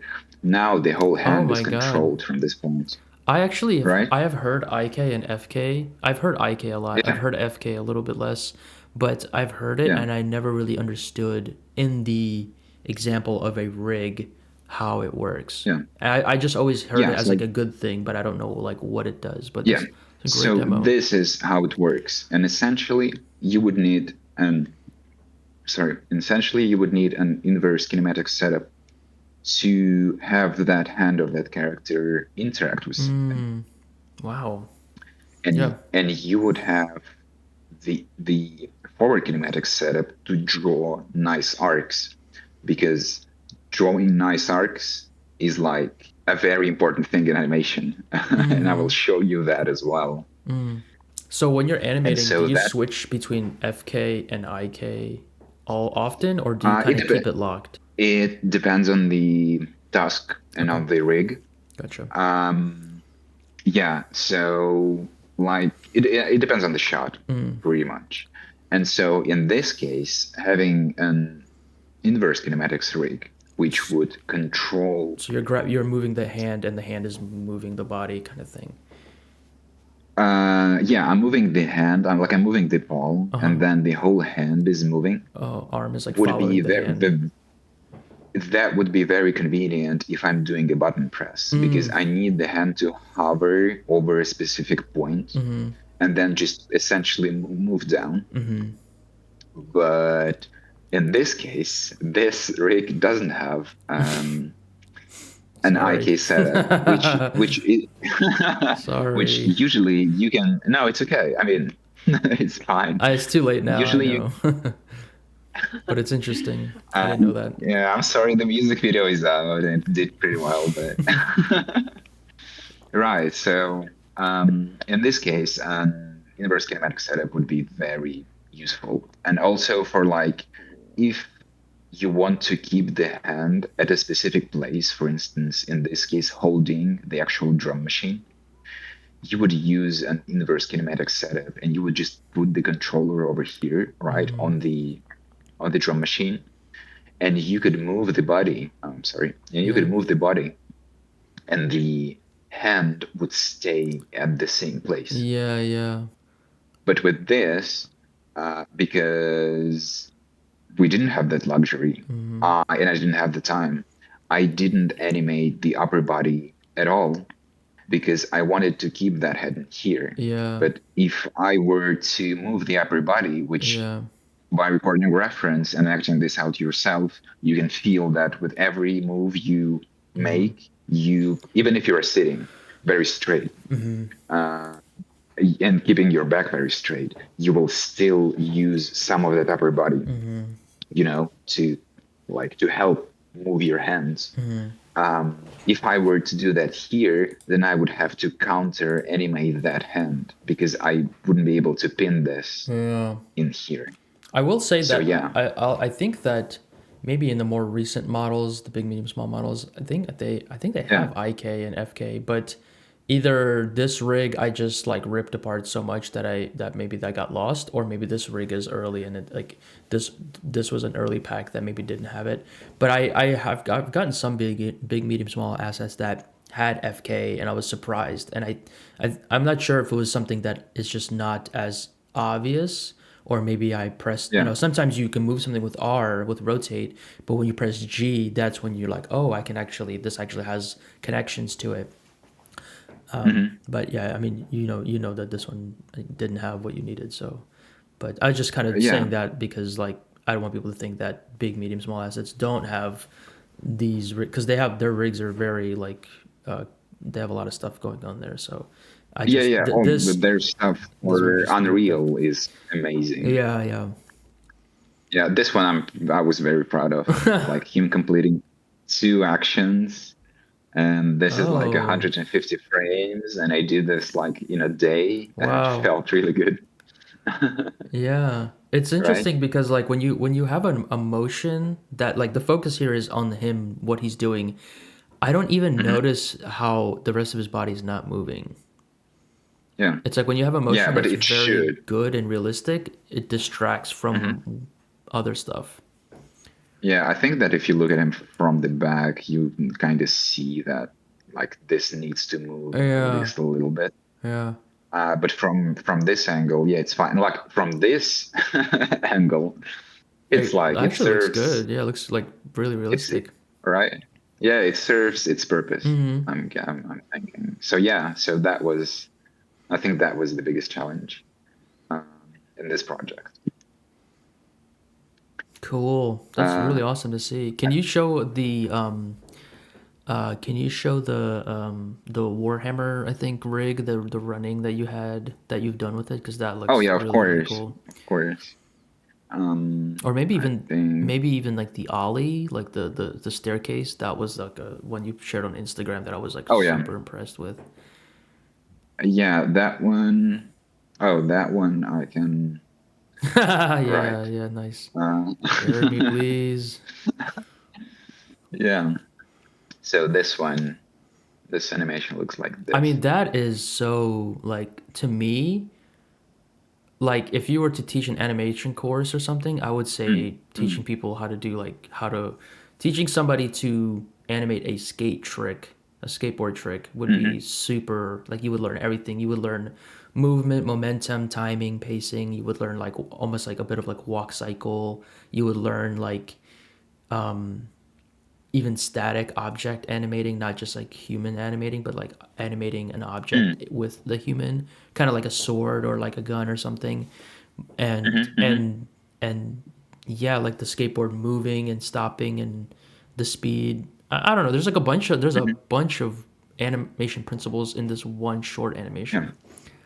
Yeah, exactly. So this is what you would call, I guess, a body mechanics shot, which is You a said body pretty usual mechanics. thing.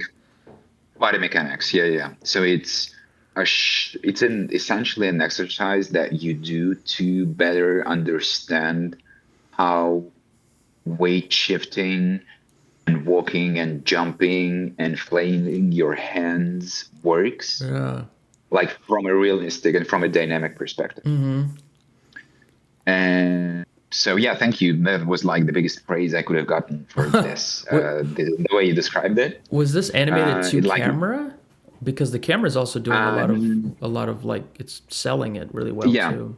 So if not to camera, looks like this. I mean, that still looks like how it would look in real life, right? Thank you, I man. think. So the way we can look at the reference I used just in a second. Oh, you know what? I'm seeing Um, something. There's a bit of like a sharp drop at the end, like a kind of a fast. yes, But in the yes, there final, you is. don't even notice that. So maybe that's why you But in the did that. final, because it's polished to camera, you Oh, don't see it, right?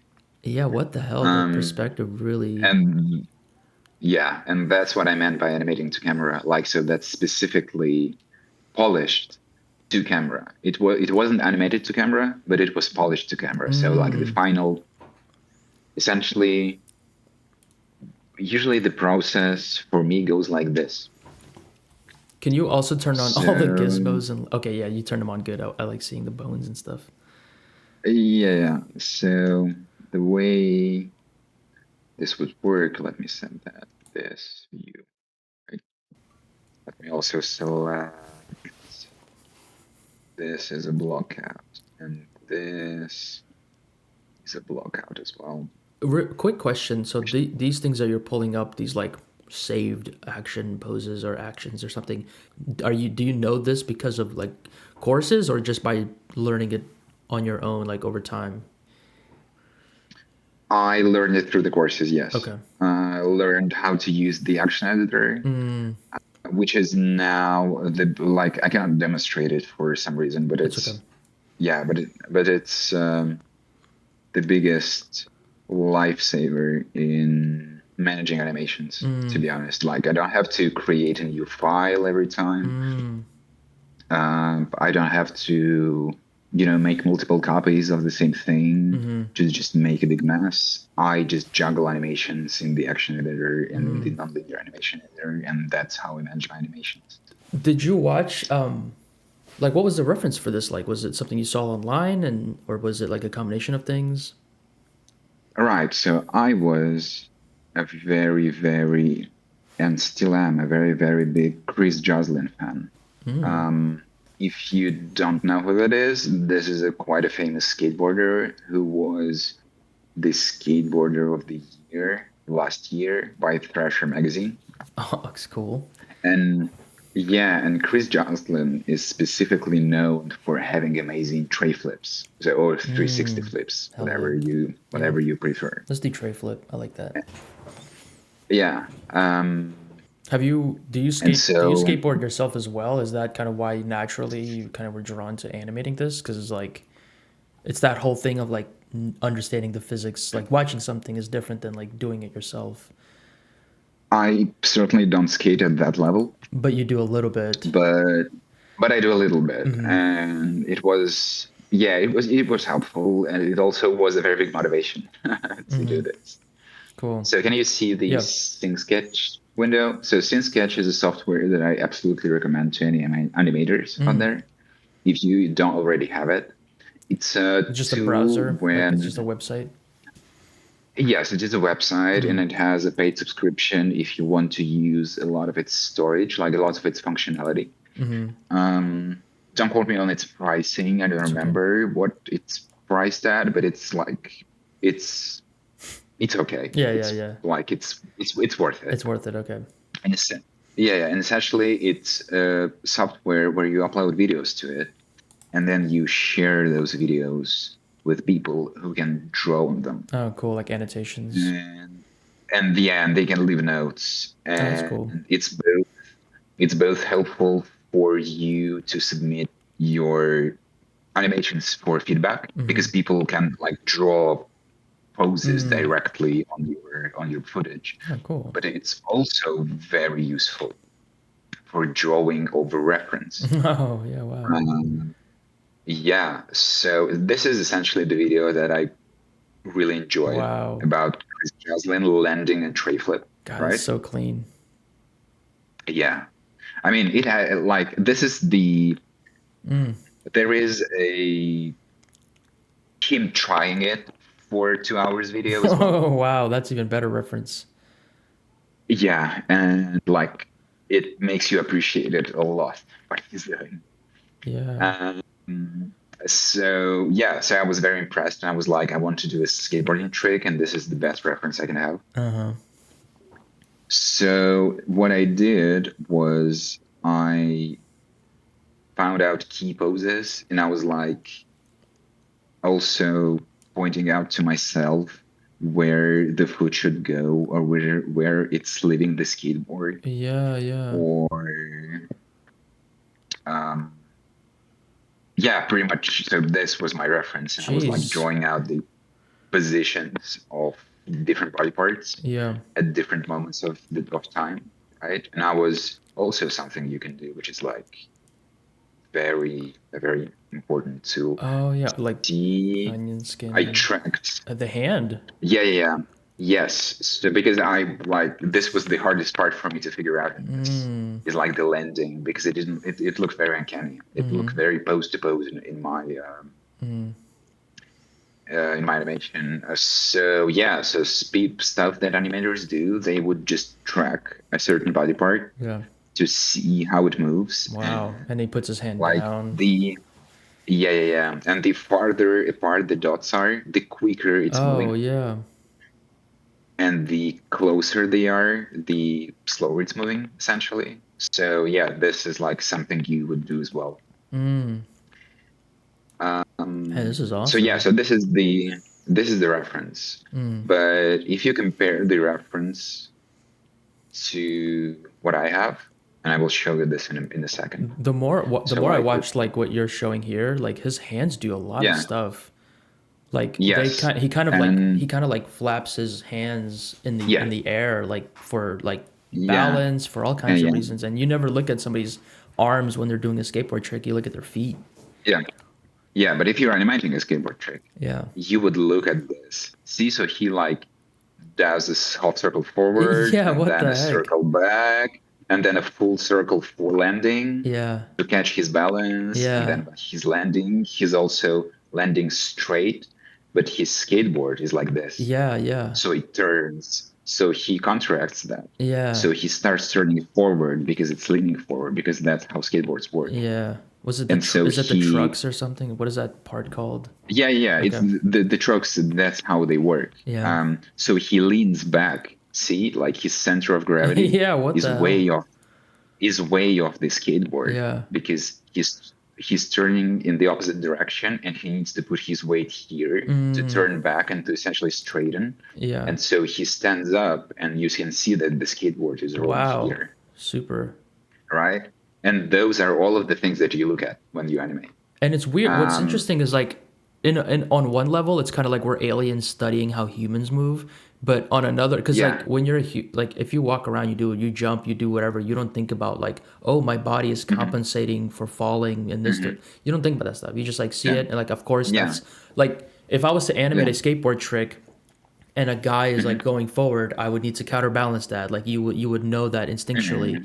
But Yeah. on the like frame by frame, like anatomical level of like Hmm. how the Hmm. body takes over and keeps you balanced, I don't think you ever really like Yeah. think about that, or like you don't, the average person wouldn't like know how the body works in that way. Yeah. Yeah. Yeah. And that's what I meant by body mechanics, Yeah, right? okay, cool. So this is what you studied. Yeah. But I also had to like get to know precisely how tray flips work. Yeah. Like what is the footing? Because it is very precise as well. It's like the foot position, right? And then the flick in this foot, Yeah. which is like goes this direction kinda. Mm-hmm. But then also this foot, what it does as well, right? Mm-hmm. Mm-hmm. And like the way it goes forward, and you can see it even when it flicks. So it goes this way, right? Mm-hmm. And you can see it's going very far this way, Mm-hmm. Mm-hmm. like rotating Mm-hmm. around the ankle. And then it kind of Jesus. rotates back, It's like I right? see And so you what have to learn. I see what's Yeah, happening, yeah. but I still don't like physics wise. I'm like, I don't. I just Hmm. accept Hmm. it. I Hmm. don't try to understand Yeah, yeah, it. yeah. So I had to learn that Yeah. in detail. And essentially you do that for every animation, Did though. you look at like Tony Hawk? I mean, because there's games that have like figured out how to recreate skater motion in 3D. Like, Usually it's, well, first of all, it's considered bad taste and bad practice to directly reference somebody else's animation in your work. oh, because it has its And own it's, style and character and stuff. yes, exactly. So you get it. You're not really This is learning. exactly why. Yeah. Yeah, this is exactly why, because a lot of the work has been done for you and you're just copying the stylistic choices. So it's Makes like, sense. it's not for like copyright reasons or something. Right. It's because the real life movement has already been interpreted Yeah. for Yeah. you. I didn't think about And that. you, as an animator, as your job, you have to interpret it. And so, again, what I mean by interpretation, which is, I think, a good example, but you can see that, like, so he jumps, Mm. right? And it in at this moment, Mm. the skateboarder Whoa. is in a very, right, he's in Mm. a very stretched position. Mm. And then when he compresses, like he Jeez, all compresses the way. this far down, and in the reality I don't think he like comes down this far. Mm-hmm. I also don't think he's like You're like I don't think exaggerating. You're his stretching. You're feet, like stretching him a little bit. Yeah. yeah, yeah, yeah. I don't think his like feet stretch as much as mm-hmm. this mannequins do. And I also show it. I also, what's Are the, you trying to stay locked I to a certain view also, of the character while it's moving? Because um, there's a way in Blender you can do that. yeah. So if you like click Oh, on, show me. yeah, so if you click on whatever part you want to stay locked onto the view, Hmm. so like the head, for example, like if you click on it, Yeah, yeah. I think just click on the part that you want our local view to stay locked Oh, onto. you want me to click on It can the be actual model, not the, it can be the rig. I think the rig would probably okay, work. So if you go into okay, the rig and okay, click a okay. bone or something. Yeah, yeah. Okay, did that. Okay, so then go to view, and then there's Yeah. maybe view, align view. I think go to align view, align. Oh, this one. Yes, I think. And then if you zoom in, you can orbit and still So zoom in for there. anybody who's watching, this is an amazing tip Cool. Yeah, that I'm glad we figured everybody it out. should. Yeah, this is an amazing tip. You learn something new every day, Yeah, especially so with you Yuck. you can even zoom in on it and like see it and orbit around it Yeah, and stuff. Yeah, yeah, yeah. This is very cool. yeah. See, the motion feels a little bit strange if it's fixed to the head, but yeah, that was my fault. Um, so yeah. So also The look skateboard. at the skateboard. Yeah. See the way I Oh, I'm yeah sorry. You yeah might I have really to have undo to. this thing. Was it? I think it's yeah, clear. Yeah, I think you should like also for anybody watching, just add that to quick favorites, and it will be your best friend. Yeah, see how like I stretched Yeah. the ends of the skateboard as well, and then when he lands, they flip down What the heck? and then back up, and all of that is just to add that snappiness to this motion.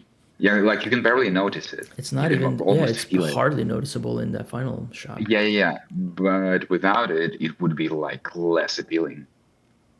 So this serves a purpose, right? Yeah.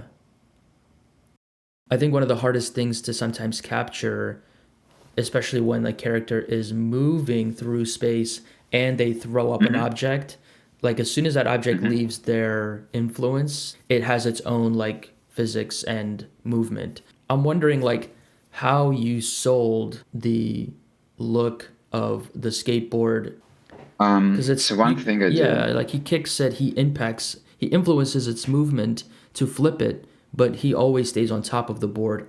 Yeah. yeah. What was your thought process there? So in here, the skateboard, it's a separate rig Mm-hmm. from from the model. Mm-hmm. So this is this is the rig, and I rigged this myself. And Mm-hmm. yeah, something that I needed to consider was, do I even remember what controller controls what? I think I do. Um, Cool. something that I needed Wow. to consider, see, it's the trucks, how the Uh-huh. skateboard trucks actually work. So I turned this controller and the trucks turn by themselves. So that saved me a lot of pain. Does the Because, wooden board itself have any flex or no?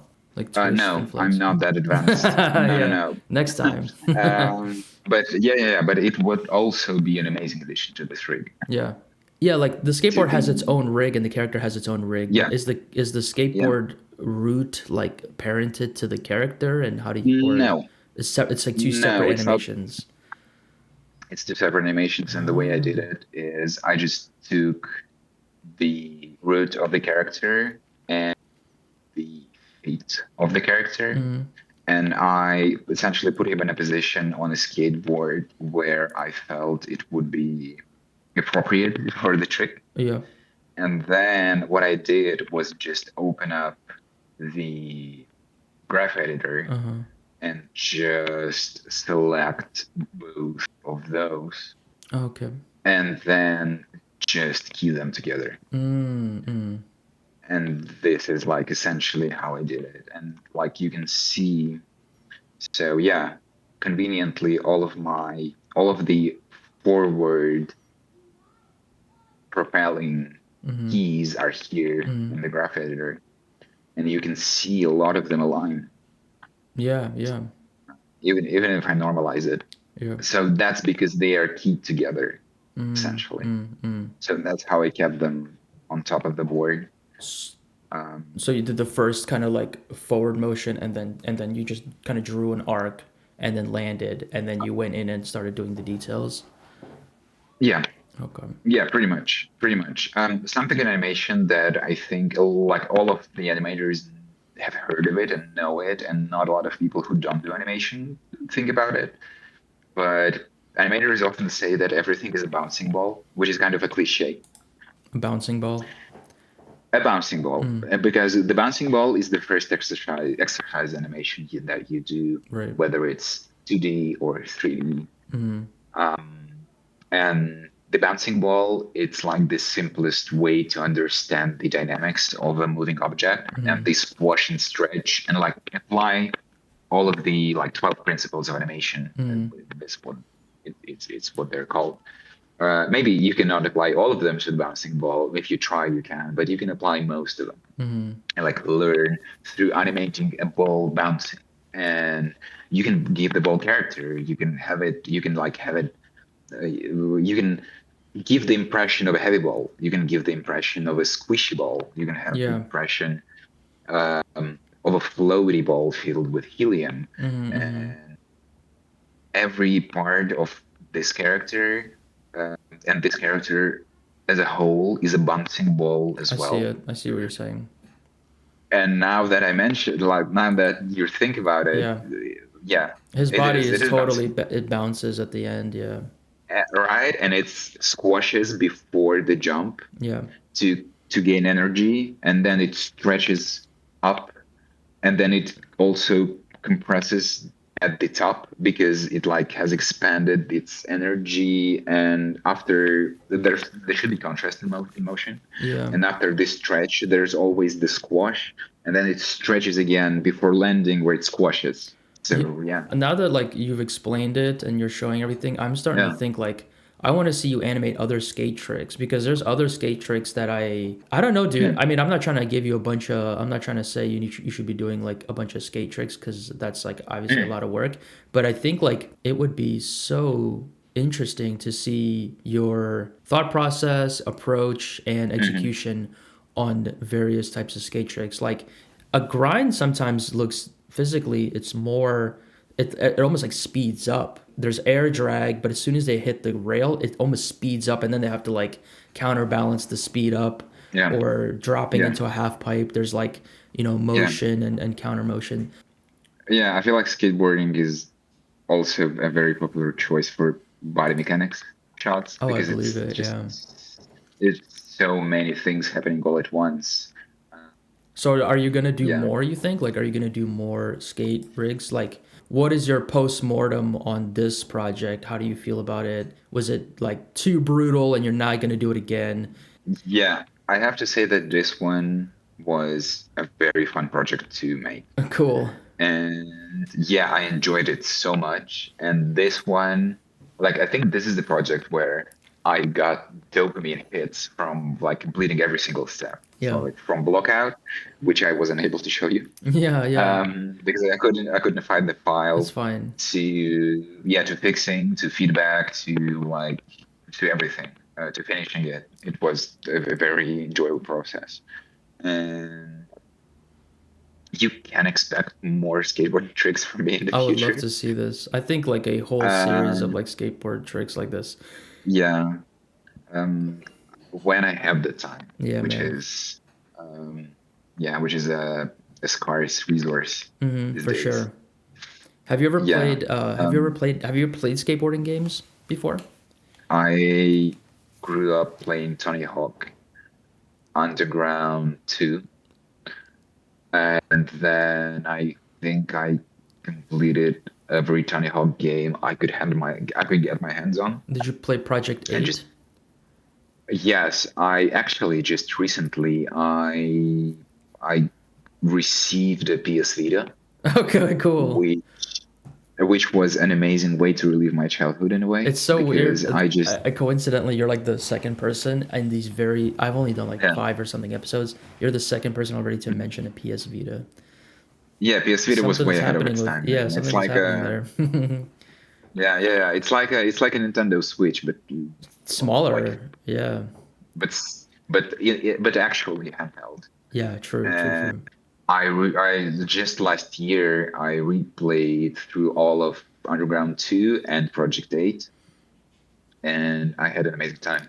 Well, I mean, Project 8 was, I think, was the one of the first or the earliest like of the skate games to have like very specific like motion of the skateboard, like control. You could do an Yeah, ollie and then mid ollie. You could choose what yeah, kind of yeah, flip to do. It would like yeah, slow down time, and you could like do a lot of yeah, tricks in between. And I feel like this is kind of yeah. related to what you're doing.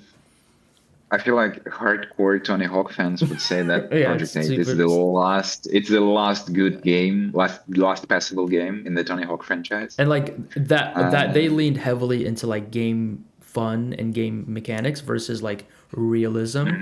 mhm. Yeah, yeah. You mentioned the Oh Warhammer-esque. yeah, yeah, yeah. This is like a this is a current like work in progress thing. More or less, Okay. yeah, because at the moment I want to do a whole move set Mm. for this. for this character. The rig is by the amazing French artist Thomas Viogon, Okay. which I actually found online just looking through Gumroad. And I had to fix a few things about this rig, but this rig is just a work in progress from him. Like, if you will follow this model, just expect new updates in the future when he has time off work, because he's actually a rigging artist in Maya. Holy crap. This was essentially, I wanted to do a walk cycle, and I wanted to do an asymmetric walk cycle, as you can see. Or Did you feel reference of yourself like carrying a heavy object and running with it or anything like that? No, not really. This one, I looked at reference of people running, certainly, and like this is far from my first run cycle, but I look at reference every time, and I didn't feel myself specifically running with a heavy object on my back, but I did run with a heavy object on my back just to understand the mechanics of it. Yeah, like what your body does. Uh, yeah. So I just did it personally, but I should have filmed reference for that as well. I think also it's Uh, like a style. It's also like a narrative choice to yeah. like how you want to like if you want the character to feel weak, then you will show that they are struggling to carry this big sword, Mhm, or if you want them to feel like a mhm. superhuman person, then a heavy object is like nothing to them, so it doesn't even impact their body movement. Yeah. But also with, like, we talked about having characteristics for cycles as well, for walk and run cycles. And with her, like, obviously, big heavy armor and a big heavy chain sword are a very big parts of this character, like defining parts of this character. So if you were to ignore the weight of her everything, if she's wearing, you would have to explain your choice to me in a way. So this is why she's like landing very quickly Yeah, and struggling to rise, and yeah. she has to push so strongly of her Oh back leg. yeah. You can see the stretch, right? But you cannot quite see it in motion. Now you have seen it in slow motion, you can see it. Yeah. But yeah, so this stretch serves the purpose of, showing the force that she has to apply to lift off the ground, essentially. When you have an animation kind of at this state where everything is moving, how do you turn off layers and you watch just the arm? Like how do you troubleshoot or maybe the problem? How do you kind of like locate the problem when you're watching a full body animation like this? There are several ways you can do it. If the rig is really good, like the ones by Pierrick Picot, which I mentioned earlier, you can essentially turn off layers of the character in the item panel. So it's somewhere in here, they will have a switch between, like, you can turn off the hands, or you can turn off half the character Okay. to just focus on the specific things. Okay. Sometimes you can turn stuff off just in here. So um, I don't think this specifically is a good example of it because it's a work in progress. Yeah. But sometimes you can just turn stuff off, just turn parts of the character off in the outliner. Yeah. Like And of the character. you asking this question, and you asking this question is actually a really good point because Wait, would it be in s- geometries? uh, maybe. Yes, Just you the are right. mesh. No, I mean I just So like yeah, no. yeah. Okay, cool. I see what you're saying. Exactly. So yeah, so you can like turn off parts of the character to just focus on the specific movements. And like, see, now you can see that in the torso there's a bit of stretch as well because I Yeah. animated it It's almost like a bouncing snake up and like kind of down. like it's like a wave in the In spine. a way, yeah, in a way. And in the walk, it's because the shoulders drive the whole ordeal Yeah. in a way. So the shoulders move first and then the torso rotates. Is the So yeah. sword just following the motion of of the shoulder that's carrying it and you don't really have to do anything more to it? So if you can see, the sword is bouncing up and down a bit just because it's heavy and it has its own like weight. Oh, yeah, I see it a little bit by by her hair, yeah. Yeah. And it's not exactly following the shoulder because if you were to carry a heavy object, and as I mentioned, believe me, I did run with a heavy object, though there's no video evidence of it, Sure. the shoulder would go up like first to support the weight of this, and this would drag a bit below the shoulder, like pressing into the shoulder just because it's so heavy. Yeah. And then the shoulder will drop first, and this will drop It's later, like a just delay. just one frame later, Yeah. just like with a delay. Yeah. So this is what's happening So with the sword. It's that's what also you were really thinking like, when you were animating it. Like I need to make it drop one frame yeah, lower, and that was did yeah. that number come to you just through trial and error? Like it's 2 frames, no, it's 1 frame. It depends. It just depends. Okay. With me, I think usually 1-2 frame delay is something usual for an animation like this. But then you experiment, because it's not like you can just try out different things and see if it works. So trial and error probably mostly. Yeah. Yeah. With this is trial and error to just understand the rhythm and understand the mechanics. Can you turn on the If they UI or the feel overlay? good. Sorry. Um, Yeah, I like seeing all that stuff. Cool. right. I also think I can. What if we do? So is this You know, animated to camera or polished to camera? this is polished to camera. Yeah, I was thinking of a game animation. So, like, if you were to control this character in a game, how it would look to move forward with the like in the third person type of Yeah. stuff. Have you played Warhammer Uh, Space Marine too? no, but I've seen videos of it. Yeah. I'm not trying to say it would be good reference because we know that's a no-no, Yeah, but it would be cool, like maybe inspiration. inspiration. I was thinking about Gears of War Oh quite a lot. yeah, Gears of War. I haven't played that, but I've seen a lot of stuff from it. I see. I never had an Xbox, so So where are you right now? Like now if we're in the present, just like where we are at this moment as of today, you have these like you've worked with me, so you have that ability to work with like limitations or a client or something like that to be hired. You also have some personal things that you're trying out, like stylistic mhm, animation, realistic mhm, animation. mhm. Like, are you just building a portfolio of specifically rigs and animations and then just gonna put it out there and hopefully people hire you for specific things? Or are you still early, like you don't want to like I'm not saying you don't want to be hired, but you're just like I'm Mhm. still building my skills up. Like where are you at? Uh, this is a very timely conversation, a very timely question, because Okay. at the moment I'm based in Paris, Mm-hmm. France, Mm-hmm. uh, for the people unaware of its Where location. Paris is, yeah. Yeah. Well, there are several Parises in the United True, you're States, right, as you're far right, as I you're know. right. So yeah, it's Paris, France, and I am actually trying to land some jobs in 3D animation. So I have built like a junior level animation reel, which is I feel like the level I'm at is a junior animator. Yeah. Comparing myself not in a bad way, which is something we didn't talk about, but I will like maybe next time Mm, we'll sure. talk about it. Yeah, so I've built a junior 3D animator reel, which I am using to apply to different positions and to different companies and to try and look for freelance work with tasks that can be handed to a junior animator. Mm, So, in that sense, I am feeling quite confident to go out and look for people and persuade them to put their trust in me to yeah. animate things for them.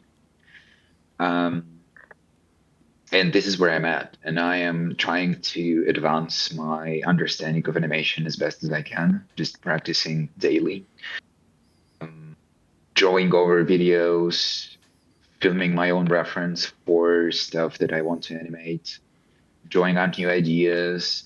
Something that I've been doing as of late is trying to ideate, Mm, trying to draw concepts of animations, like to draw sequences mm, every day. I'm very bad at drawing, yeah. but it helps me fix my ideas, my animation ideas on paper. Mm, Um, and I feel like this is a skill that I'm lacking in. So I'm trying to practice it every day to just, develop this muscle, mm, more or less. Um, And yeah, so this is where I'm at, um, practicing 3D animation. Yeah. When you were talking, I had this idea for. I was talking about this with somebody else that I had on this. It's like an episode that's not out yet, but one thing we talked about was like sometimes fan art, like just the idea of fan art, like, stay with me, but like basically doing fan art as a professional artist can sometimes be a really good highlight of your ability Mhm. to come into a project that's already like mid development and like be really a smooth like transition into it. So like if you were to as a 3D modeler, maybe if you can model like an existing IP, then it shows that you can adapt your like whatever how you work to to a project or to come on like mid project. But also it's good from like a I don't even know what to call it, but like if I was to model something very specific, like an alien that looks a very specific way, a client who wants to hire a 3D artist to model an office be like we'll look at that and Mhm. say like I'm not going to hire that guy because they're showing that they're really good at modeling like organic aliens. That's not what I need. I need somebody who can build like a desk or something like that. So Mhm. sometimes creating artwork or showcasing your ability to do the most common thing or the most commonly made thing Mhm. is Mhm. good. So like in your case, you're showing a run cycle. Like in a lot of ways, there's a lot of run Yeah. cycles, but also running Yeah. is a core mechanic in almost every video game with a character. Mhm. So they can look Mhm. at your work and be like, oh, we're making a game where a guy needs to run or this person needs to run in a Yeah. specific way.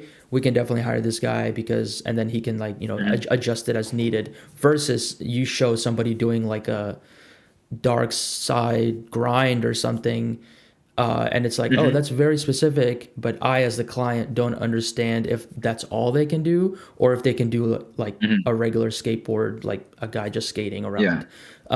Yeah. So I Yeah. don't know. In a way, I'm kind of like maybe giving you unsolicited advice. So Mm. if I welcome if advice. you I think one thing that could be interesting, so like the skateboarding thing is like shows that you Yeah. really know body mechanics. The run cycle Mhm. shows that you know how to do like run, which is like basic and but Mhm. also very common. Mhm. I mean, you tell me if this is like a thing that you've seen or if a thing that can happen. Sometimes doing fan art is a great way to learn like something by copying it, but also Yeah. it shows your ability to create a common request. So what I'm saying, Mhm. what I'm getting at basically is like, let's say there is an animation of somebody like stabbing a zombie or something, or like hitting something with a hammer and like killing it. Mhm. Mhm. Like Mhm. Last of Us. There's zombie movies. There's zombie all kinds of things like that with zombies, like somebody attacking or Yeah. somebody stabbing or like a combat or something. If you were to as a Mhm. fan, Mhm. I'm going to take this specific move that like Ellie does, and I'm going to Yeah. recreate it my own way. So I feel like there's also a Yeah. timing in like what is the popular thing right now that is in media, and Mhm. can I recreate that in my own Yeah. way? And then some people Yeah. out there that are probably working on a similar thing already will like just bring me onto their project right away. Yeah. Does that make sense? Not to, yeah, yeah, Okay. it does absolutely. Not to counter your point, but to kind of answer it. I feel like with, at least with animation and also with a lot of 3D portfolios I saw as well, like people making stuff that would fit in Diablo 4 or something. Um, it's people, this is something that you should do and something that you should absolutely aim for, is try to specialize for the company that you want to work for. Yeah. Yeah. That's. I guess that's kind of in a way is what I was trying Um, to say too. yeah, yeah, I felt that. Yeah, Okay. yeah. Good. I don't think like you should necessarily copy something, For sure. but I don't feel like this is what you wanted to say. Yeah. Yeah. Yeah. But aiming to create something that would fit in a specific universe Yeah. would show your ability. Yeah. to adapt, Yeah. Yeah. uh, Yeah. Yeah. and Exactly. to interpret. And this is what I agree with you. A lot of 3D artists do, and I also think that with 3D animation, like on a junior level, with which is where I'm at, you want to tick those boxes, right? So you want to show a bit of body mechanics, and you need to show that you understand cycles, and maybe you need to show some combo attacks, and like if you know, if we're talking game industry, or you would want to show like an acting shot with lip sync if you're Mm. aiming for movies or animated sequences in games as well. Um, but on a more advanced level, I think you absolutely could like make an animation that would be obviously Warhammer or something. Mm. But Mm. see, since it's movement, I feel like it's still a bit more generalized than having something look a specific way, you know? Yep. Yep. Yep. But I agree Yep. with you Yep. that certain mediums and certain franchises and certain IPs, they have a specific style of movement to them as well. Mm-hmm. Absolutely. Yeah. And you could try and fit into that IP if you want to, if you very much want to work at the company that produces that.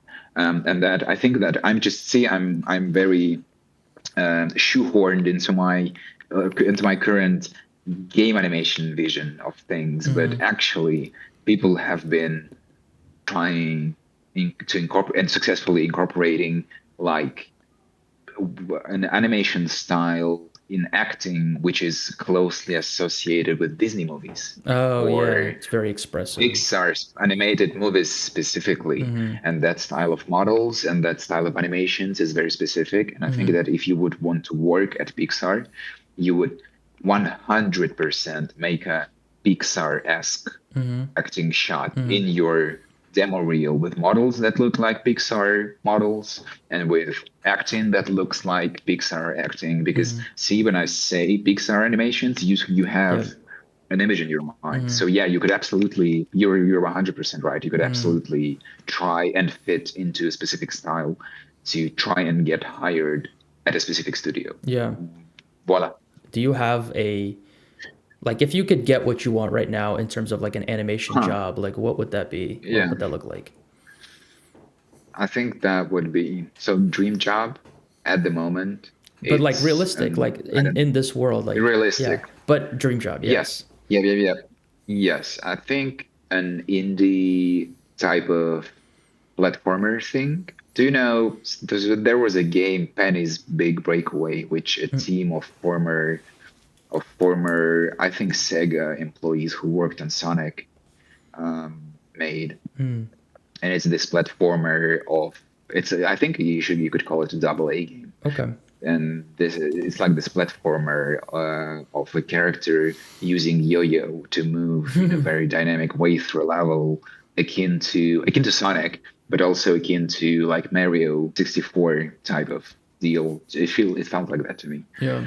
So this type of game, So like some type of double A game with like a physics twist on the animation. mhm, like essentially, I love indie games, I love Mm, indie studios, and I love the indie market. And yeah, working with an indie production yeah. on a game, it could be not double A, it could be lowercase Yeah. single A, Yeah, yeah, yeah. but Lowercase, yeah, yeah, a yeah, Z. well, I would I would just enjoy it. Mm. So if you were to, if you had the time, like let's say you got a big money Mm, grant from whatever, somebody to mm, say, spend mm, 6 months building a portfolio to work at this studio or on this mm, future project, mm, like what would that mm. be? What would you tailor your portfolio towards? I want to have those specific general boxes for general animator knowledge. Yeah, I mean, I feel like this is like a bland answer, maybe, So you don't because know. like I could, That's okay. Yeah. because That's real. It's a real answer. I don't know yet. I know what my current goal is, and Mm. my goal is this. What I said is like to have shots that tick boxes, but also that are like inspirational to me. Yeah. one thing that I'm motivating myself with is like try and find rigs and models and themes that motivate me Mm. to progress further.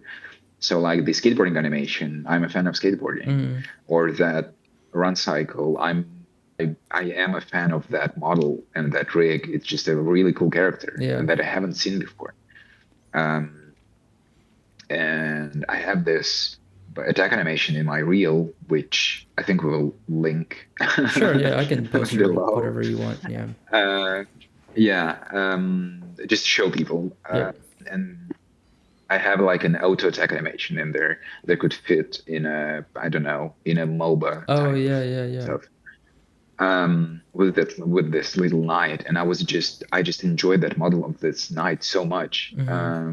And I was like, yeah, hell yeah, I want him to hit stuff with his tiny Yeah, sword. yeah. I seen that one. Um, It's good. yeah, yeah. So yeah, this is like both. I don't know which specific studio I would love to work at, Mm. answer type of answer, but at the same time, I know what I need to do to progress, Yeah, that's good.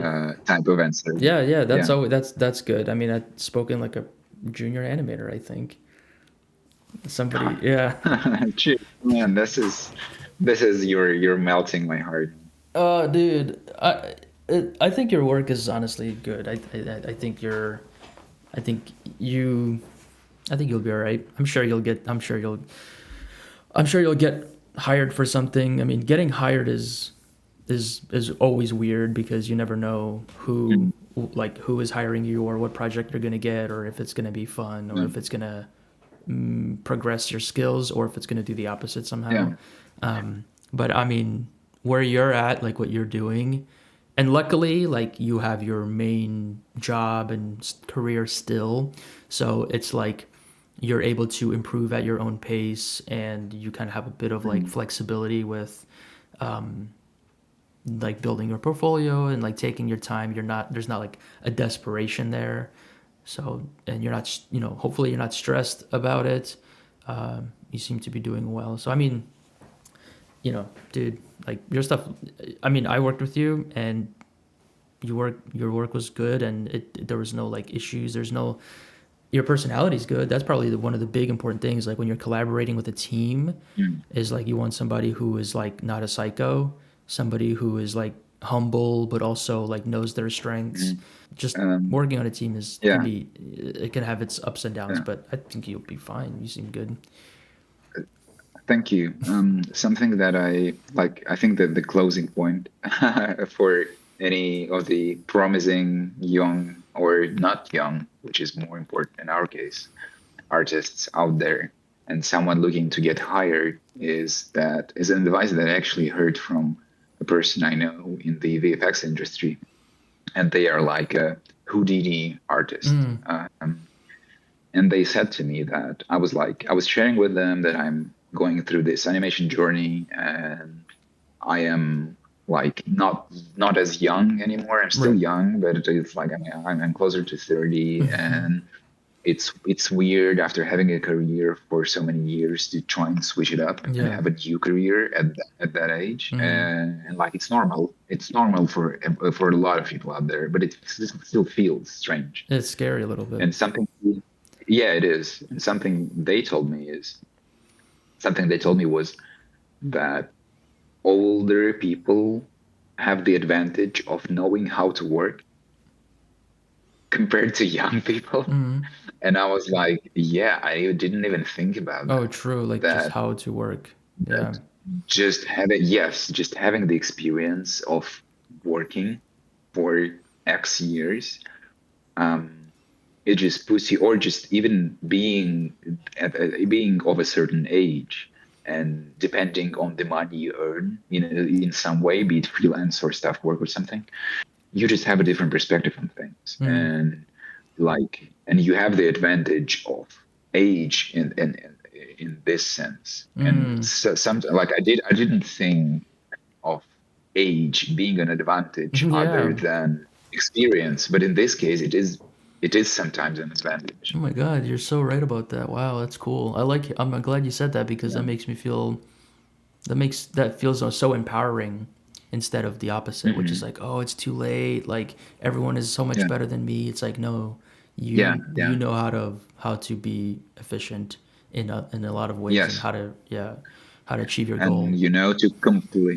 to complete your projects, and to Yeah. meet your deadlines, or else. And sometimes you feel really bad seeing some person with and I'm speaking from experience, seeing a person with 250,000 followers, with and a 17-year-old animator in Yeah, their yeah. bio, and you're like, and their animations are amazing, and you're like, what am I doing with my life? Yeah. Yeah, but something that I constantly remind myself of, and that I try like to keep in my head every day, is that perceived success and somebody else's success, it's not always like actual success. Oh, What I definitely. mean is somebody else's success on social media or somewhere. Social media is just the most relatable thing, Yeah. but it doesn't mean anything, and it doesn't mean anything specifically for you. And yeah, and again, like if it puts you in a better mood, a person with 1 million subscribers could not be getting any work, Yeah, for that's all you true. know. You just don't know it. Yeah. Yeah. You just don't know it. And I don't mean to wish bad for people with a lot of subscribers. Yeah, It's no, they're just it's good. just Yeah. yeah, it's just about perceived success. Success for you might be success for me Yeah. is getting freelance jobs. Yeah. Success for somebody else is something else. It's like, yeah. I think it's actually perfect that we're like wrapping up here because I think it's something you mentioned all the way in the beginning. Like, what is like Yeah. how do you define success? Hmm. And Hmm. yeah, like I think to some people it's like, oh, I need to be making X amount of money per year off of this specific work. To other people, it can be like as long as I have a steady job and my bills are paid, whatever that may be. Like maybe I Hmm. work at a grocery store or something, Hmm. as long as at the Hmm. end of the day I have enough time to paint or to draw or to whatever, then that's success to me. Hmm. Yeah, you really, everybody's definition of like what is good enough, what is success is different, and Yeah. I would encourage like them to find whatever that means for them. And Yeah. I will Yeah. say that there's like some creators that I respect that share this, like what you're saying, like if you have 1 million subscribers, it doesn't mean you're a millionaire. And the kind of content I actually really enjoy is when people are like, hey, I have like 250,000 on Instagram. I have not received a single freelance job at all, like Yeah. off of that. And I love seeing Yeah. that because that is often the truth, but unless you say that, people don't believe that. There's an Yeah. artist, Grant Abbott, who teaches like Blender. Yeah. Of course. He did a video Yeah. Yeah. recently where he's like, hey, I reached this many subscribers. Let me show you how much money I've made over the course of my whole entire time on YouTube on and everything. And it's like not as much as you would think. And he's like, this isn't my main job. Hmm. I make more of my money off of courses and stuff like that. And just the ability, just the balls to like show that is like, I I hope I can bring that kind of transparency and like validation to people. But also I wish more artists did that because it's like if we're all Yeah. in the same boat, like might as well be honest about it. And I think it helps other people not feel like they are further behind than they actually are, or out of reach of something that is actually more within reach than it feels like it is. Yeah, so I don't know. I mean, like all that Yeah. stuff is I love that kind of stuff. I'm glad you brought that up because I super duper agree. Mhm. Dude, All right. I think I'm gonna cut it off here. We've been talking for a Oh while. yeah. I think we covered everything I that need like I really to. wanted to cover. Yeah. Yeah. Yeah. I need to vacate the premises as well. The friends came back. They want to sleep, and I'm here Oh just no, recording a they're podcast. standing outside.